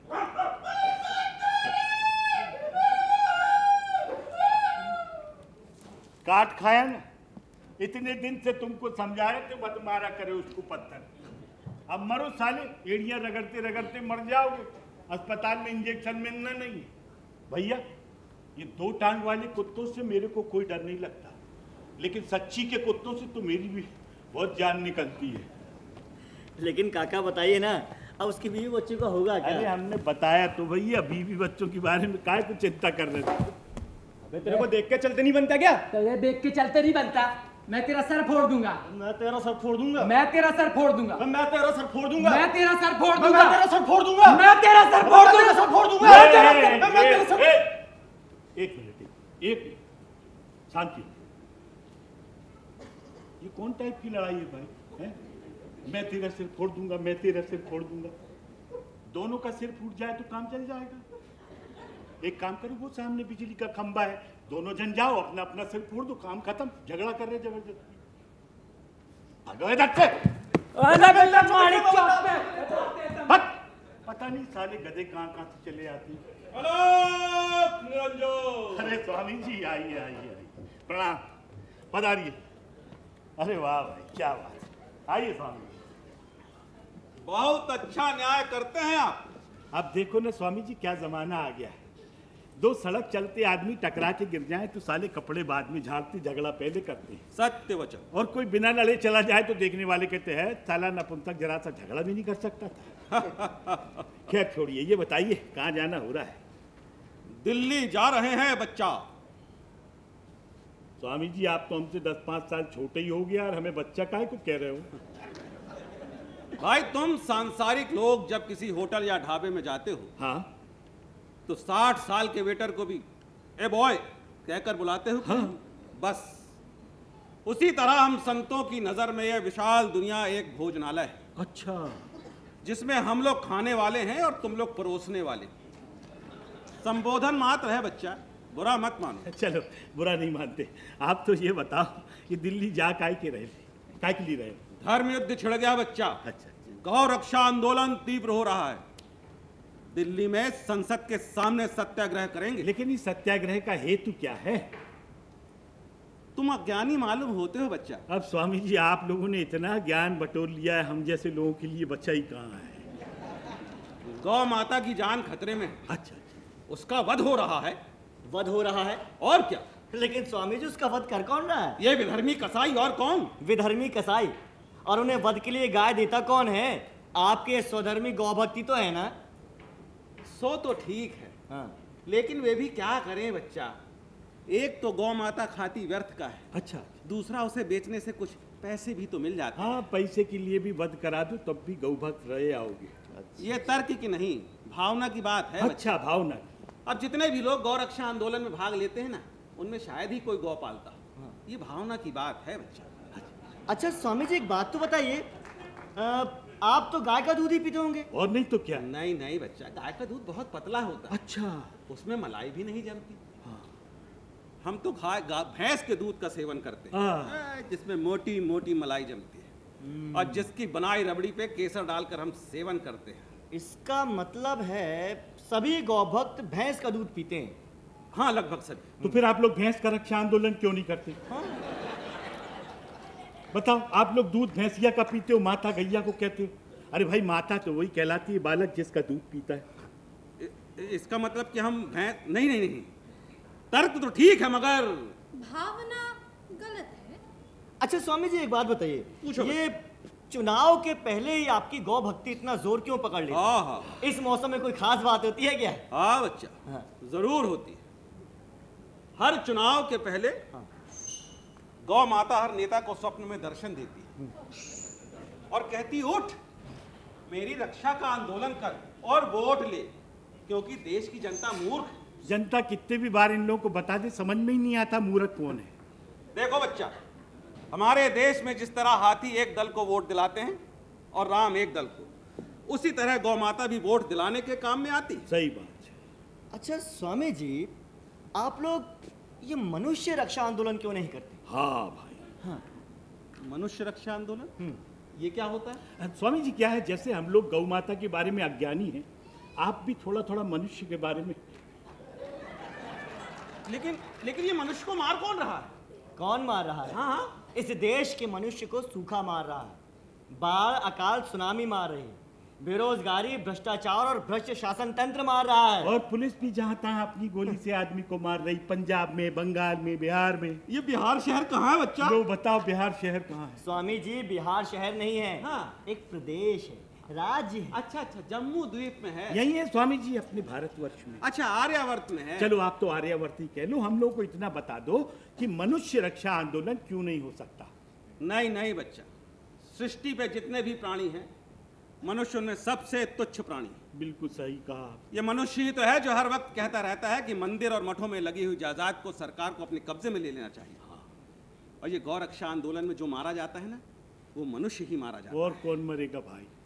और तुम्हारी बात सुनकर तो एक बात और प्रतीत होती है बच्चा, कि मनुष्य रक्षा के लिए हमें जमाखोरों, मुनाफाखोरों, रिश्वतखोरों से दुश्मनी लेना पड़ेगी। हाँ वो तो है। नहीं, उनके चंदे से ही तो चुनाव होते हैं बच्चा, उनके चंदे से ही तो ये आंदोलन होते हैं।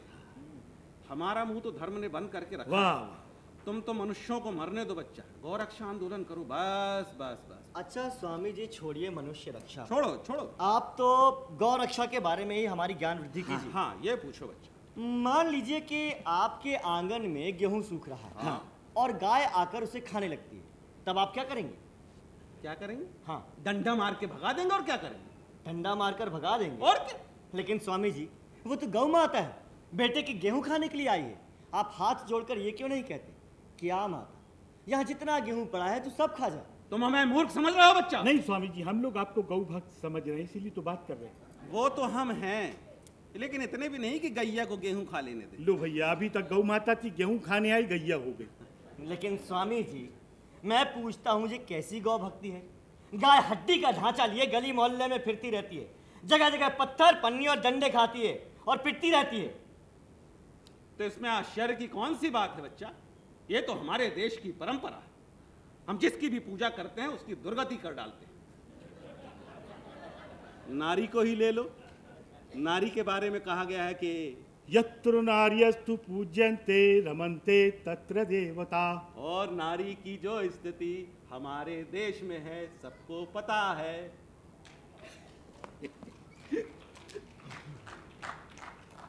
स्वामी जी, एक बात बताऊं मैं आपको, पश्चिमी देशों में गाय के आदर अनादर का कोई झंझट नहीं है भैया। हाँ। लेकिन अगर वो लोग उसको पालते हैं ना तो अच्छे से रखते हैं, खूब नहलाते धुलाते हैं, अच्छे से खिलाते पिलाते हैं, ढंग से रखते हैं, इसलिए वो खूब सारा और गाढ़ा गाढ़ा दूध देती है वहाँ। पश्चिमी देशों की तुलना हमारे देश से मत करो बच्चे। क्यों भाई? हमारा देश बहुत महान है, ईश्वर हमारे यहाँ ही अवतार लेते हैं। हाँ, ये बात तो है। और एक बात और बता दें आप, हाँ, कि वहाँ की गाय तो सिर्फ दूध देने के काम में आती है। हमारे यहाँ की गाय दूध तो देती है, कत्ल करवाने, आंदोलन करवाने के काम में भी आती है। हमारी गाय उनसे बहुत श्रेष्ठ है बच्चा। स्वामी जी, आपने हमारी बहुत ज्ञान वृद्धि कर दी। अब जाते जाते एक बात और बताते जाइए। वो भी पूछो बच्चा। कई राज्यों में तो गौ रक्षा कानून लागू हो चुका है, जिनमें नहीं हुआ है उनमें हो जाएगा। फिर आप किस विषय पर आंदोलन करेंगे? हमारे देश में आंदोलनों के लिए विषयों की कोई कमी नहीं है बच्चा। अब सिंह को ले लो, माँ दुर्गा का वाहन। सर्कस वाले उसे पिंजरे में रखते हैं और हंटर मारकर खेल दिखाते हैं। हम सर्कस वालों के खिलाफ आंदोलन गए सबरे सर्कस काम से। भगवान का एक अवतार और होता है, मत्स्य अवतार। हम मछुआरों के खिलाफ आंदोलन करेंगे। बंगालियों सावधान हो जाओ बेटा, मच्छी अब बाजार में नहीं मिलेगी। हम पूरे देश के मत्स्य पालन उद्योग बंद करवा देंगे। अच्छा स्वामी जी, एक बात बताओ, आप लोग सबके लिए सब कुछ कर रहे हो, मच्छी तक के लिए कुछ करने को तैयार हो, लेकिन ये जो लक्ष्मी जी का वाहन है ना उल्लू, उस बेचारे के लिए भी तो कुछ करो। इस देश में सब कुछ उल्लू के लिए ही हो रहा है बच्चा। इस देश में उल्लू को कोई कष्ट नहीं है, उल्लू ही बहुत मजे में है। अच्छा, तब शिष्यों के साथ स्टेशन भी जाना है। अच्छा अच्छा अच्छा, अच्छा। बोगी पर कब्जा भी करना है ना बच्चा? हाँ हाँ स्वामी जी, वहाँ दिल्ली में खूब पकड़ धकड़ चल रही है, तुम्हारे चेले चपाटी सब कूद फांद के भाग जाएंगे, तुम फंस जाओगे। अपना रिजर्वेशन तो करा लो कम से कम। रिजर्वेशन तो है बच्चा हमारा, लेकिन वेटिंग में है। देख लेना, वेटिंग की बहुत गड़बड़ चल रही है। वो बेचारे वेटिंग, पीएम की वेटिंग क्लियर नहीं हो पाई, पार्टी ने डब्बे से उतार दिया। अब बाबा के आराम का भी समय हो रहा है। कल्याणी चल, अलोक निरंजन। परंतु भावना गलत है। पता नहीं हमारे देश में ये परंपरा कैसे चल पड़ी कि भक्त होने के लिए मूर्ख होना न्याय जरूरी है। ला ला ला ला ला ला ला ला ला ला ला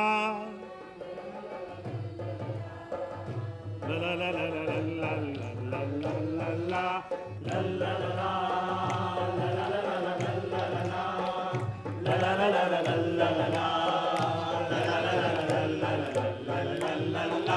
लाख छुपे वो फिर भी हो गए दर्शन। दर्शन आधी रात के बाद, चकनाचूर हुआ है मन का दर्पण आधी रात के बाद, लाख छुपे वो फिर भी हो गए दर्शन आधी रात के बाद, चकनाचूर हुआ है मन का दर्पण आधी रात के बाद।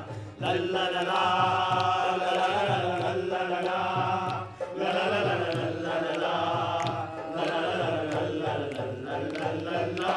कोई तो मजबूरी होगी ले आई जो महफिल में, खन खन खन खन खन गाती है कंगन आधी रात के बाद, भूखे पेट बिलखते बच्चे माँ आखिर ना देख सकी, तोड़े उसने शर्म हया के बंधन आधी रात के बाद।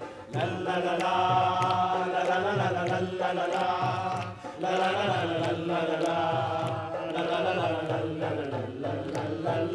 शहरों शहरों खाक उड़ाई हाथों में डिग्री लेकर, जहर पिया अब चैन से सोया जीवन आधी रात के बाद, एक कुटिया में रहने वाली आज महल में सोचे है, सेठ के घर क्यों छोड़ गए हैं साजन आधी रात के बाद। लल्ला लला लला लला लला लला देख न यारो सुबह तलक वो साधु सा बन जाएगा, रूप शिला पर घिसता है जो चंदन आधी रात के बाद, तन्हाई में सोचने बैठे जब इंसान के बारे में, सोच सोच के और बढ़ी है उलझन आधी रात के बाद, लाख छुपे वो फिर भी हो गए दर्शन आधी रात के बाद, चकनाचूर हुआ है मन का दर्पण आधी रात के बाद। लल्ला लला लला लला लला लला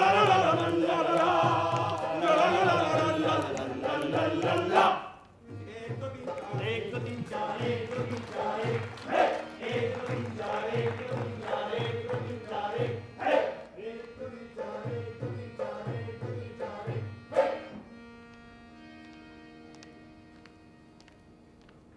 अरे आइए सक्सेना जी, आइए बैठिए बैठिए भाई बैठिए। क्या बात है, आजकल तो बिल्कुल चुपचाप निकल जाते हो यार, आपके साथ कोई सत्संग ही नहीं हो पा रहा। और सुनाइए, देश दुनिया के क्या हालचाल हैं? पता भी है आपको? हाँ, भारतीय सेना लाहौर की ओर बढ़ गई, अंतर्राष्ट्रीय सीमा पार करके। हाँ, पढ़ा तो मैंने भी है सक्सेना जी, लेकिन क्या है कि पाकिस्तानी सेना को पीछे धकेलने के लिए हमारा आगे बढ़ना बहुत जरूरी था। अरे खाक जरूरी था, जहां से वो लड़े वहीं से हमें भी लड़ना चाहिए, कि जहां जी चाहेगा वहां घुस जाओगे।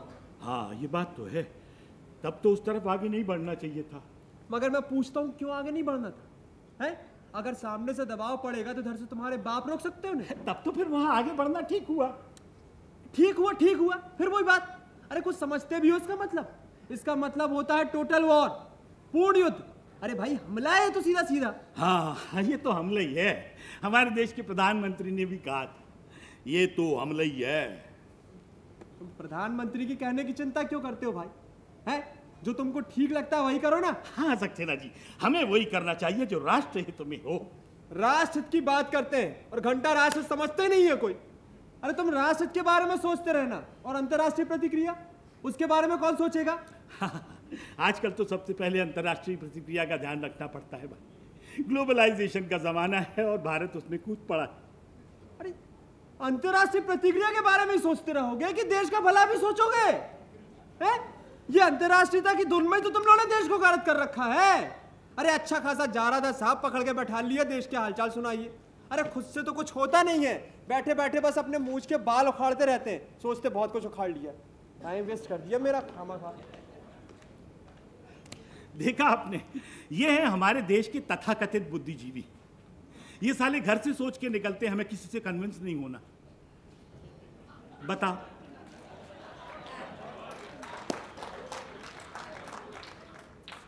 आओ आओ आओ आओ आओ, क्या बात है यार, क्या बात है चोपड़ा, आओ बैठो। बड़े परेशान दिख रहे हो भाई। नमस्कार कक्का जी। अरे नमस्ते भाई, नमस्ते। और सुना, क्या बात है, क्यों परेशान हो भाई? क्या बताऊं कक्का जी, लड़की की शादी सेट हो गई है। अरे यार ये तो खुशी की बात है। आज के जमाने में किसी की लड़की की शादी सेट हो जाए तो वो तो उछला उछला फिरता है, तुम परेशान दिख रहे हो। ओ कक्का जी, आपको तो मालूम है मैं हूँ पंजाब का खत्री। हाँ पता है मेरे को। और लड़का है कानकुब्ज ब्राह्मण का पुत्र। तो क्या हुआ? इंटरकास्ट मैरिज है जी, इंटरकास्ट। लो इनसे मिलो। भैया आजकल कोई कास्ट देखता है क्या? सब तो कास्ट देख रहे हैं। नहीं वो तो ठीक है कक्का जी, पर लड़की की शादी है। हाँ। रिश्तेदारों को बुलाना पड़ेगा, डीजे शीजे लगवाना पड़ेगा, शामियाने लगवाने पड़ेंगे, बहुत पैसे खर्च होंगे। आपको तो मालूम है रिटायर्ड आदमी हूँ, पेंशन इतनी सी है, इतने पैसे कहाँ से लाऊंगा? यार जब तुम्हारे पास पैसे नहीं है साले, तो इतनी सारी पैसे तुम कहाँ से लाओगे? है ना, उधार लाना पड़ेगा ये टीम टाम करने के लिए है। और टीम टाम करने के लिए उधार पैसे लाओगे, पटाओगे कहाँ से? जरा सी पेंशन तुमको मिलती है। अरे भाई जब तुमने इतना प्रगतिशील कदम उठा लिया कि तुम इंटरकास्ट मैरिज करने तैयार हो गए, तो एक काम करो, कोर्ट मैरिज कर लो। और या नहीं है, ज़्यादा ही है तो वो क्या कहते हैं उसको, आर्य समाज मंदिर में शादी कर लो। शाम को एक पार्टी दे देना, लड़की के कपड़े लत्ते मिला के 10-15 हजार में निपट जाओगी। नहीं वो तो ठीक है कक्का जी, पर रिश्तेदारों को तो बुलाना पड़ेगा ना। कहाँ से बुलाओगे भी रिश्तेदार? तुम्हारा तो कोई रिश्तेदार इधर अहमदाबाद में रहता नहीं है। ना जी ना। कहाँ रहते बताओ? ओ जी मेरे ज्यादा करके रिश्तेदार रहते हैं लुधियाने में। अच्छा। आपको थोड़े बहुत रहते हैं जलंधर में, बाकी 2-3 आते हैं गुरदासपुर में। यार जलंधर गुरदासपुर और ये क्या बताया, अटियाला पटियाला, कहाँ से इतने सारे पैसे लगा के कौन आएगा भाई तुम्हारे यहाँ? है भैया देखो, आज के ज़माने में दूर रहने वाले रिश्तेदार के यहाँ से कोई शादी की चिट्ठी आ जाए तो पूरा परिवार मत्था ठोकने लगता कि यार लो यार 10-15 हजार का खर्चा आ गया। और मान लो दूर दर्द की बात, कोई पैसा लगा के तुम्हारे यहाँ शर्मा शर्मी आ भी जाए तो देख रहे कैसी गर्मी पड़ रही है अहमदाबाद में, साले तुम्हारे घर कोई बीमार पड़ गया तो परेशान नहीं होगे? नहीं दिक्कत तो होगी, पर कक्का जी रिश्तेदारों को नहीं बुलाया तो बरादरी में नाक काट जाएगी। अच्छा, उधर लुधियाना पटियाला अंबाला इतनी दूर दूर से इतने सारे पैसे लगा के तुम्हारी ये 2 कौड़ी की नाक काटने को इधर अहमदाबाद में आएगा क्या बे? हैं? और मान लो कोई तुम्हारा पटियाला का रिश्तेदार वहां बैठ के तुम्हारी नाक काट रहा है, इधर अहमदाबाद वाले देखने जाएंगे तुम्हारी कटी नाक वहां क्या है? तुम परेशान मत हो, मेरे को बुलवा लो, मैं तुम्हारे यहाँ की शादी घंटा भर में निपटवा दूंगा। आप शादी करवा सकते हो कक्का जी? लो इनसे मिलो। अरे यार ब्राह्मण का बेटा हूँ, बचपन में माँ बाप ने सोचा होगा पता नहीं लड़का साला आगे चल के कुछ करता है कि नहीं करता, इसको कम से कम सत्यनारायण की कथा करना और शादी की विधि बतला दो, सो कमा खाएगा। ये बहुत बढ़िया किया भौजी ने जी, आपको इतना साफ सिखा दिया, बहुत अच्छा किया जी। तो भैया ये तो मुझे बचपन से आता है, लेकिन यार चोपड़ा आज के इस कॉन्वेंट के युग में संस्कृत किसी को समझ में आती है? वो ना जी ना, हिंदी ठीक से बोल नहीं पाते, संस्कृत का बताओ। मान लो मैं मंगल श्लोकों को ऐसे बोल दूं, कहे ओम भूर्भुवः स्वः तत्सवितुर्वरेण्यं भर्गो देवस्य धीमहि धियो यो नः प्रचोदयात्। Om Jack and Jill went up the hill to fetch a pail of water. Jack fell down and broke his crown and Jill came tumbling after. ओम कुर्यात् सदा मंगलम। ओ काका जी तुमने बहुत बढ़िया कॉमेडी कहा। जब देखो तुम्हें इतना मजा आ रहा साले, तो वो जो शादी में पब्लिक आएगी उसको कितना मजा आएगा? जी बहुत मजा आएगा, लगेगा कॉमेडी सार्कास से निकल गया, कॉमेडियन आ गया। यार तुमने एक बात नहीं बताई यार। जी काका जी। लड़के का बाप क्या करता है? ओ जी वो तो 4 साल पहले मर गया, अपने लड़के को छोड़ गया मेरी लड़की नू सेट करने दे वास्ते। 1 मिनट चुप रहा, 1 मिनट, एक बात बताओ, ये 4 साल पहले लड़के का बाप मर गया, ये बात तुम्हारे रिश्तेदारों को तो नहीं मालूम? ना जी ना, कोई को नहीं। वेरी गुड, मैं तुम्हारी पैसे बचाने की फूल प्रूफ स्कीम तुमको बना के बता। हाँ जी। देखो एक काम करो, तुम चटमंगनी पट ब्याह निपटाओ और सारे रिश्तेदारों को एक पोस्ट कार्ड लिख के डाल दो कि भैया लड़के पिताजी बहुत बीमार थे, मृत्यु शैया पे पड़े थे, उनने हमसे आग्रह किया कि मेरी नज़रों के सामने शादी हो जाए भैया, तो बड़ी अच्छी बात, तो भैया हमें जल्दी जल्दी फटाफट शादी चटमंगनी पट ब्याह निपटाना पड़ा। लड़का बहू ने जाके उनके चरण स्पर्श किए और उनके प्राण पखेरु उड़ गए, इस चक्कर में हम आपको नहीं बुला पाए। I am very sorry. ओ कक्का जी, ओ आपकी स्कीम तो फूल प्रूफ है, अरे धोखाधड़ी मैं नहीं कर सकता। तुम साले धोखाधड़ी नहीं कर सकते तो घंटे भर से हमारा दिमाग काय को खा रहे हो तुम? हैं? हमने कोई फोकट में सलाह देने की दुकान खोल के रखी है क्या? हैं? और सुनो, जो तुम टीम टाम करने के लिए उधार पैसे लोगे ना और रोज पैसा मांगने वाले तुम्हारे घर के चक्कर लगाएंगे, फिर किस्तों में नाक कटवाना तुम अपनी, फिर मत आना मेरे पास। ले उठाओ अपना झोला डंडा, भगो इधर से, जाओ भाजी बनाओ और खाओ, भग चले आते साले, पता नहीं क्या।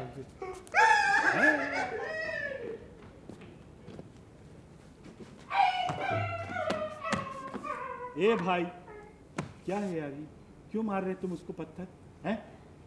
देखा नहीं कितना बुरा काटा था उसने वो लड़के को? तुमको भी शौक चल रहा ना पेट में इंजेक्शन लगवाने का? इधर बैठो आप। हाँ। आज सवेरे से तुमको ढूंढ रहे हैं यार। अच्छा, काहे के लिए? सुनो तो। हाँ। उनको जानते हो, राम सेवक बाबू को? कौन राम सेवक? अरे लो यार, अरे वो बीमा कंपनी वाले राम सेवक बाबू। अच्छा अच्छा, तो ऐसा बोलिए ना, राम सेवक चचा। हाँ, तुम्हारे चचा होंगे यार। हाँ। सुनो। हाँ। हमने सुना है उन्होंने नौकरी छोड़ दी। क्या बात कर रहे हो काका? उनकी तो सरकारी नौकरी थी। यही बात तो समझ में नहीं आ रही कि भले आदमी ने अच्छी भली सरकारी नौकरी काहे छोड़ दी हैं? हाँ, लोग तरह तरह की बातें कर रहे हैं। कोई कहता किसी घूस के मामले में फंस गया था इसलिए नौकरी छोड़ दी। कोई कहता नहीं नहीं भाई, वो तो क्या है कि उसको ससुराल से खूब धन मिल गया है तो कोई धंधा अंधा करेगा इसलिए नौकरी छोड़ दी। लेकिन उसकी नौकरी छोड़ने का असली कारण समझ में नहीं आ रहा। तुम जाओ, जाके पता करके आओ। मैं जाऊं राम सेवक चाचा के? तो कौन जाएगा? तभी तो तुम्हारे सवेरे से इंतजार कर रहे हैं। हमारे पास कौन धरा है यार? यार, अरे मेरी साइकिल खरीदी है। अरे मर गए, तुम्हारी साइकिल थी वो? हाँ। अरे यार, वो लड़के को साले को हमने तमाकू लेने भेजा, सवेरे का गया है तो अभी तक लौट के नहीं आया, तुम्हारी साइकिल भी ले गया। तो अब उतनी दूर राम सेवक चाचा के यहाँ मैं पैदल जाऊं, है ना? अरे यार, 4 कदम पे राम सेवक बाबू रहते हैं, तुम 4 कदम पैदल नहीं चल सकते? साले हीरो होंडा की औलाद। इधर आओ। जा रहे हो तो थोड़ा काम करते आना। बताइए। तमाकू ले आना, वो लड़का पता नहीं आएगा कि नहीं आएगा। ये 2 टुकड़ा नोट की तंबाकू। गधे हो साले, 1 नंबर के तुम। बताओ भैया, वो बेचारे अटल बिहारी वाजपेयी ने 24 टुकड़े की और सरदार जी ने 8 टुकड़े की सरकार 5-5 साल चला के बता दी, तुमसे 2 टुकड़े का नोट नहीं चल रहा।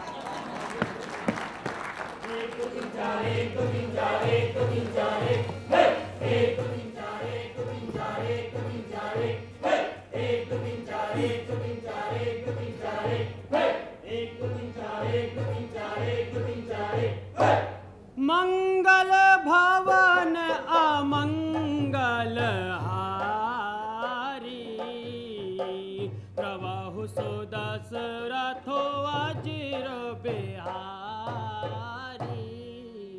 मैंने कहा चाचा जी नमस्कार।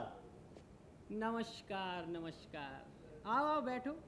और सुनाओ, कैसे आना हुआ? यहाँ से गुजर रहा था, सोचा आपसे मिलते चलो। अब आप तो घर से बाहर निकलते ही नहीं। मेरी तो दुनिया ही बदल गई है। अब तो कहीं और लौ लग गई है। नाते सकल रामते मनियत।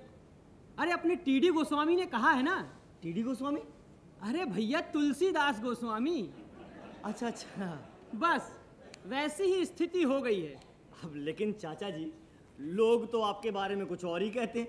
अरे लोगों को कहने दो, मैं तो राग द्वेष निंदा स्तुति मान अपमान सबसे परे हो गया हूँ। अब लेकिन नौकरी छोड़ने का असली कारण क्या है ये तो आप ही बता सकते हो ना, अगर आपको कोई आपत्ति ना हो तो।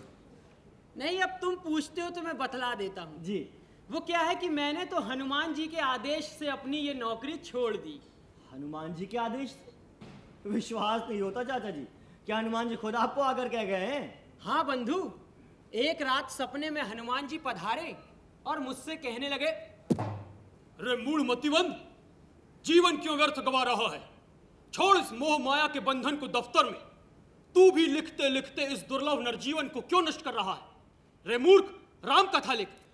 मैंने कहा, प्रभु मैं मूर्ख हूँ, विद्याहीन हूँ, मुझ में फॉर्म भरने, नकल करने और कैफियत देने से ज्यादा प्रतिभा नहीं है प्रभु। फिर हनुमान जी ने क्या कहा?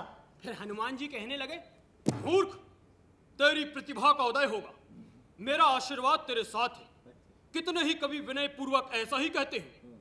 तुलसीदास ने भी कहा है, काव्य विवेक एक नहीं मोरे, सत्य कहूं लिखी कागज कोरे। इसलिए तू भी उठ, अबे उठ। और राम कथा लिखने के लिए बैठ जा, बैठ जा। मैंने कहा, प्रभु आपकी आज्ञा तो शिरोधार्य है, लेकिन मैं लिखूंगा क्या? अरे कितने ही कवियों, भक्तों और संतों ने राम कथा को नया रूप दिया है, मैं भला क्या विशेष लिखूंगा? फिर हनुमान जी ने क्या कहा? फिर हनुमान जी कहने लगे, मूर्ख, हर कवि का अपना विवेक होता है, बुद्धि होती है।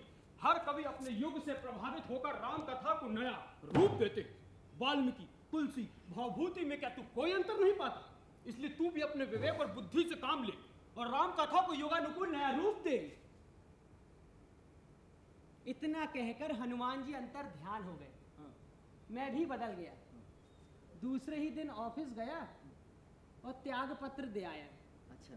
चलते वक्त ये बीमों के फॉर्मों के बंडल राम कथा लिखने के लिए झोले में डालना आया।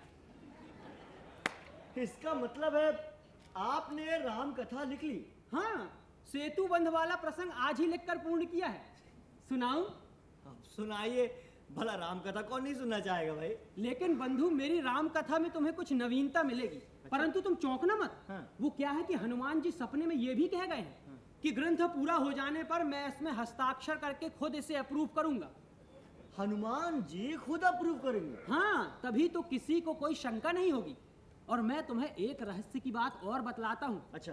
किसी को बतलाना मत। अच्छा अच्छा। हाँ। रामचंद्र जी जिस पुल से लंका गए थे ना, हाँ। वो तो दूसरा पुल था। क्या बात कर रहे हैं? हाँ, उसके पहले एक और पुल बन चुका था। अच्छा। अरे ये उसी पुल की तो कथा है जो मैंने लिखी है, तो सुनाऊं? अरे सुनाइए फिर तो। जामवंत के बचन सोहाए,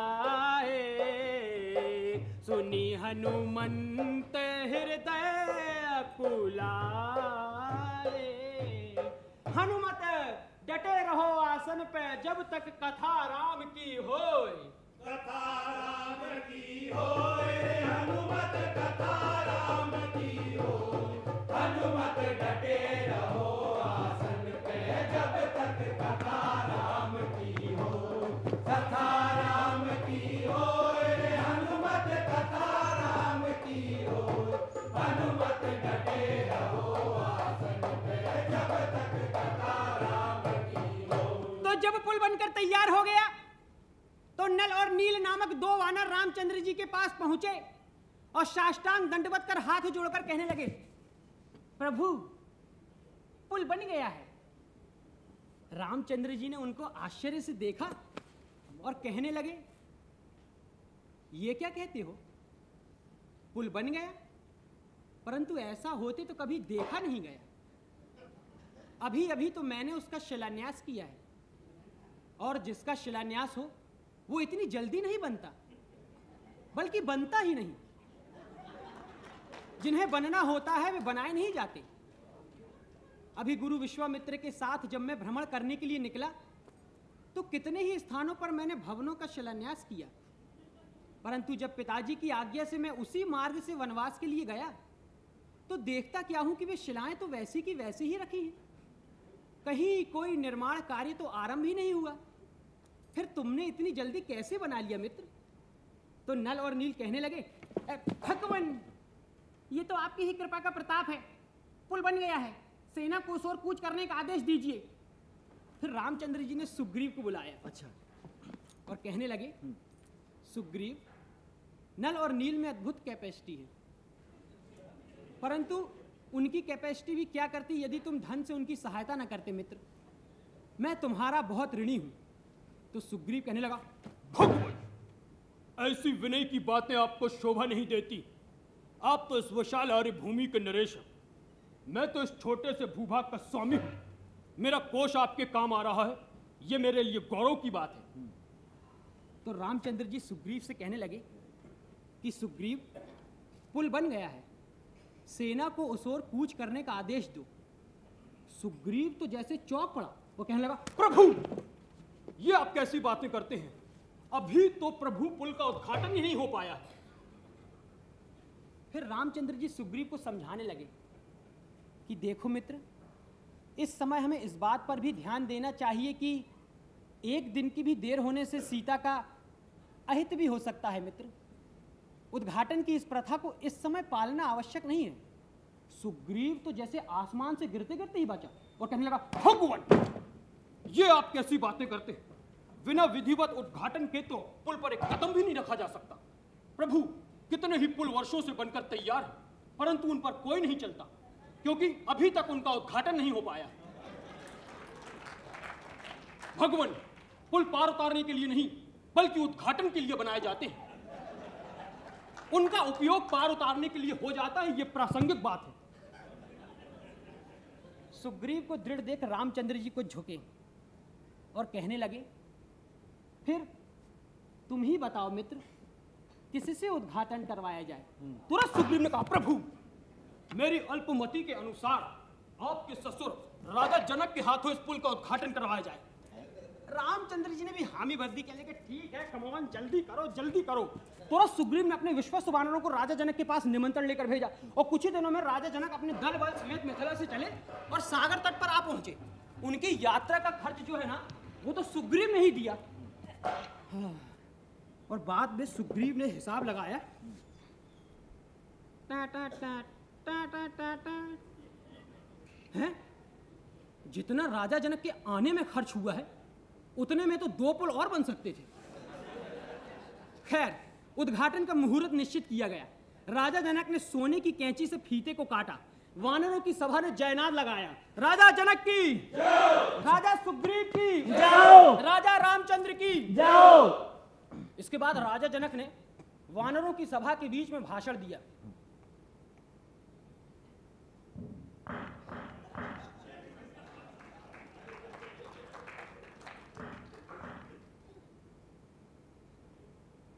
भाइयों, राम ने मुझे इस पुल के उद्घाटन के लिए बुलाकर जो मेरा सम्मान किया है, उसके लिए मैं उनका बहुत आभारी हूं। वो मुझे नहीं तो और कैसे बुलाते? After all he is my son in law. आज हमें अपने देश का निर्माण करना है और वो तब तक नहीं हो सकता जब तक हमारे पास बड़ी संख्या में पुल न हो।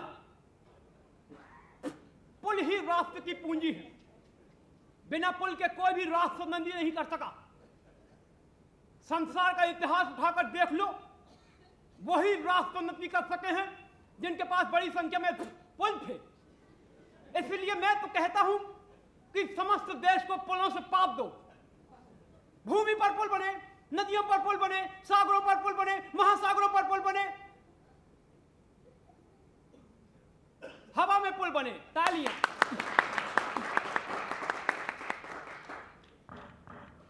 जिस तरह हवा में महल बनते हैं, पुल निर्माण योजना की श्रृंखला में यह पुल पहली कड़ी है। मैं आप सभी लोगों को पुनः धन्यवाद देता हूं। तालियां। तालियों की गड़गड़ाहट के बीच राजा जनक अपने आसन पर बैठे। और बंधु, राजा जनक अपने आसन पर बैठे ही थे। हाँ। अपने आसन पर बैठे ही थे। हाँ। कि वो जो नया पुल बना था ना, हाँ। वो भरभरा कर गिर पड़ा।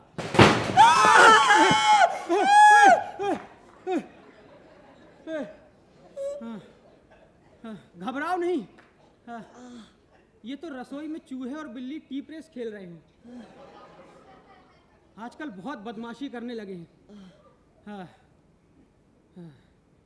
पर बंधु, मैंने सुना है कि उस पुल के संबंध में जो जांच कमीशन बैठाया गया था ना, उसकी रिपोर्ट कलयुग के इस 4थे चरण तक नहीं आ पाई है। तो कथा विसर्जन होते हैं,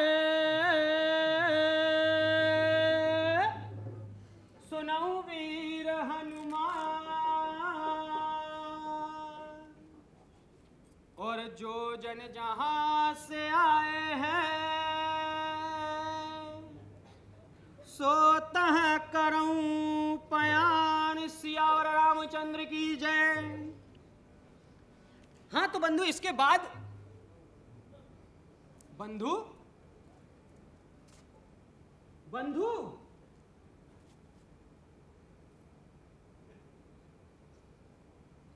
भगवान, तुम्हारी लीला परंपार है प्रभु।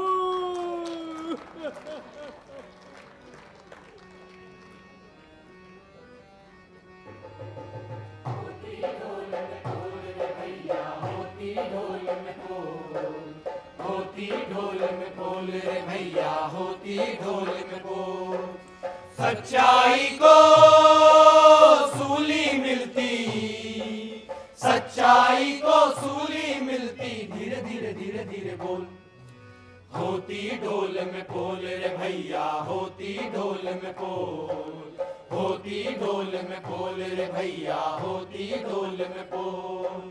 मंद बुद्धि अध कचरी शिक्षा राष्ट्र के हित में सोचे। झूठा रंगा से यार यहाँ अब श्रम की पूंजी नोचे। हो गए मुल्क के अदम रवाना बापू के अनुरागी। अब गद्दी पर बैठा शोषक रखते मुख को पोछे। सच्चाई को सूली मिलती, सच्चाई को सूली मिलती। धीरे धीरे धीरे धीरे बोल। होती ढोल में बोल रे भैया, होती ढोल में बोल। होती ढोल में बोल रे भैया, होती ढोल में बोल। नव निर्माण बहाना लेकर भ्रष्टाचार को पाले। मेहनत कश के मुख से छीने जाते रोजने वाले। कथनी करनी में अंतर है बने मसीहा फिर भी। ये तन के उजले उजले हैं लेकिन मन के काले। सच्चाई को सूली मिलती, सच्चाई को सूली मिलती। धीरे धीरे धीरे धीरे बोल। होती ढोल में बोल रे भैया, होती ढोल में बोल। होती ढोल में बोल रे भैया, होती ढोल में बोल। ऐरे गहरे नत्थु खैरे पढ़े पढ़ाई चौथी। चौपालों पर अध कचरी सुन रचते धर्म की पोथी। लाठी जिसके हाथों में है भैंस उसी की होती। हंस यहाँ भूखा मरता है कौवे चुगते मोती। सच्चाई को सूली मिलती, सच्चाई को सूली मिलती। धीरे धीरे धीरे धीरे बोल। होती ढोल में बोल रे भैया, होती ढोल में बोल। होती ढोल में बोल रे भैया, होती ढोल में बोल। होती ढोल में बोल रे भैया, होती ढोल में बोल। होती ढोल में बोल रे भैया, होती ढोल में बोल।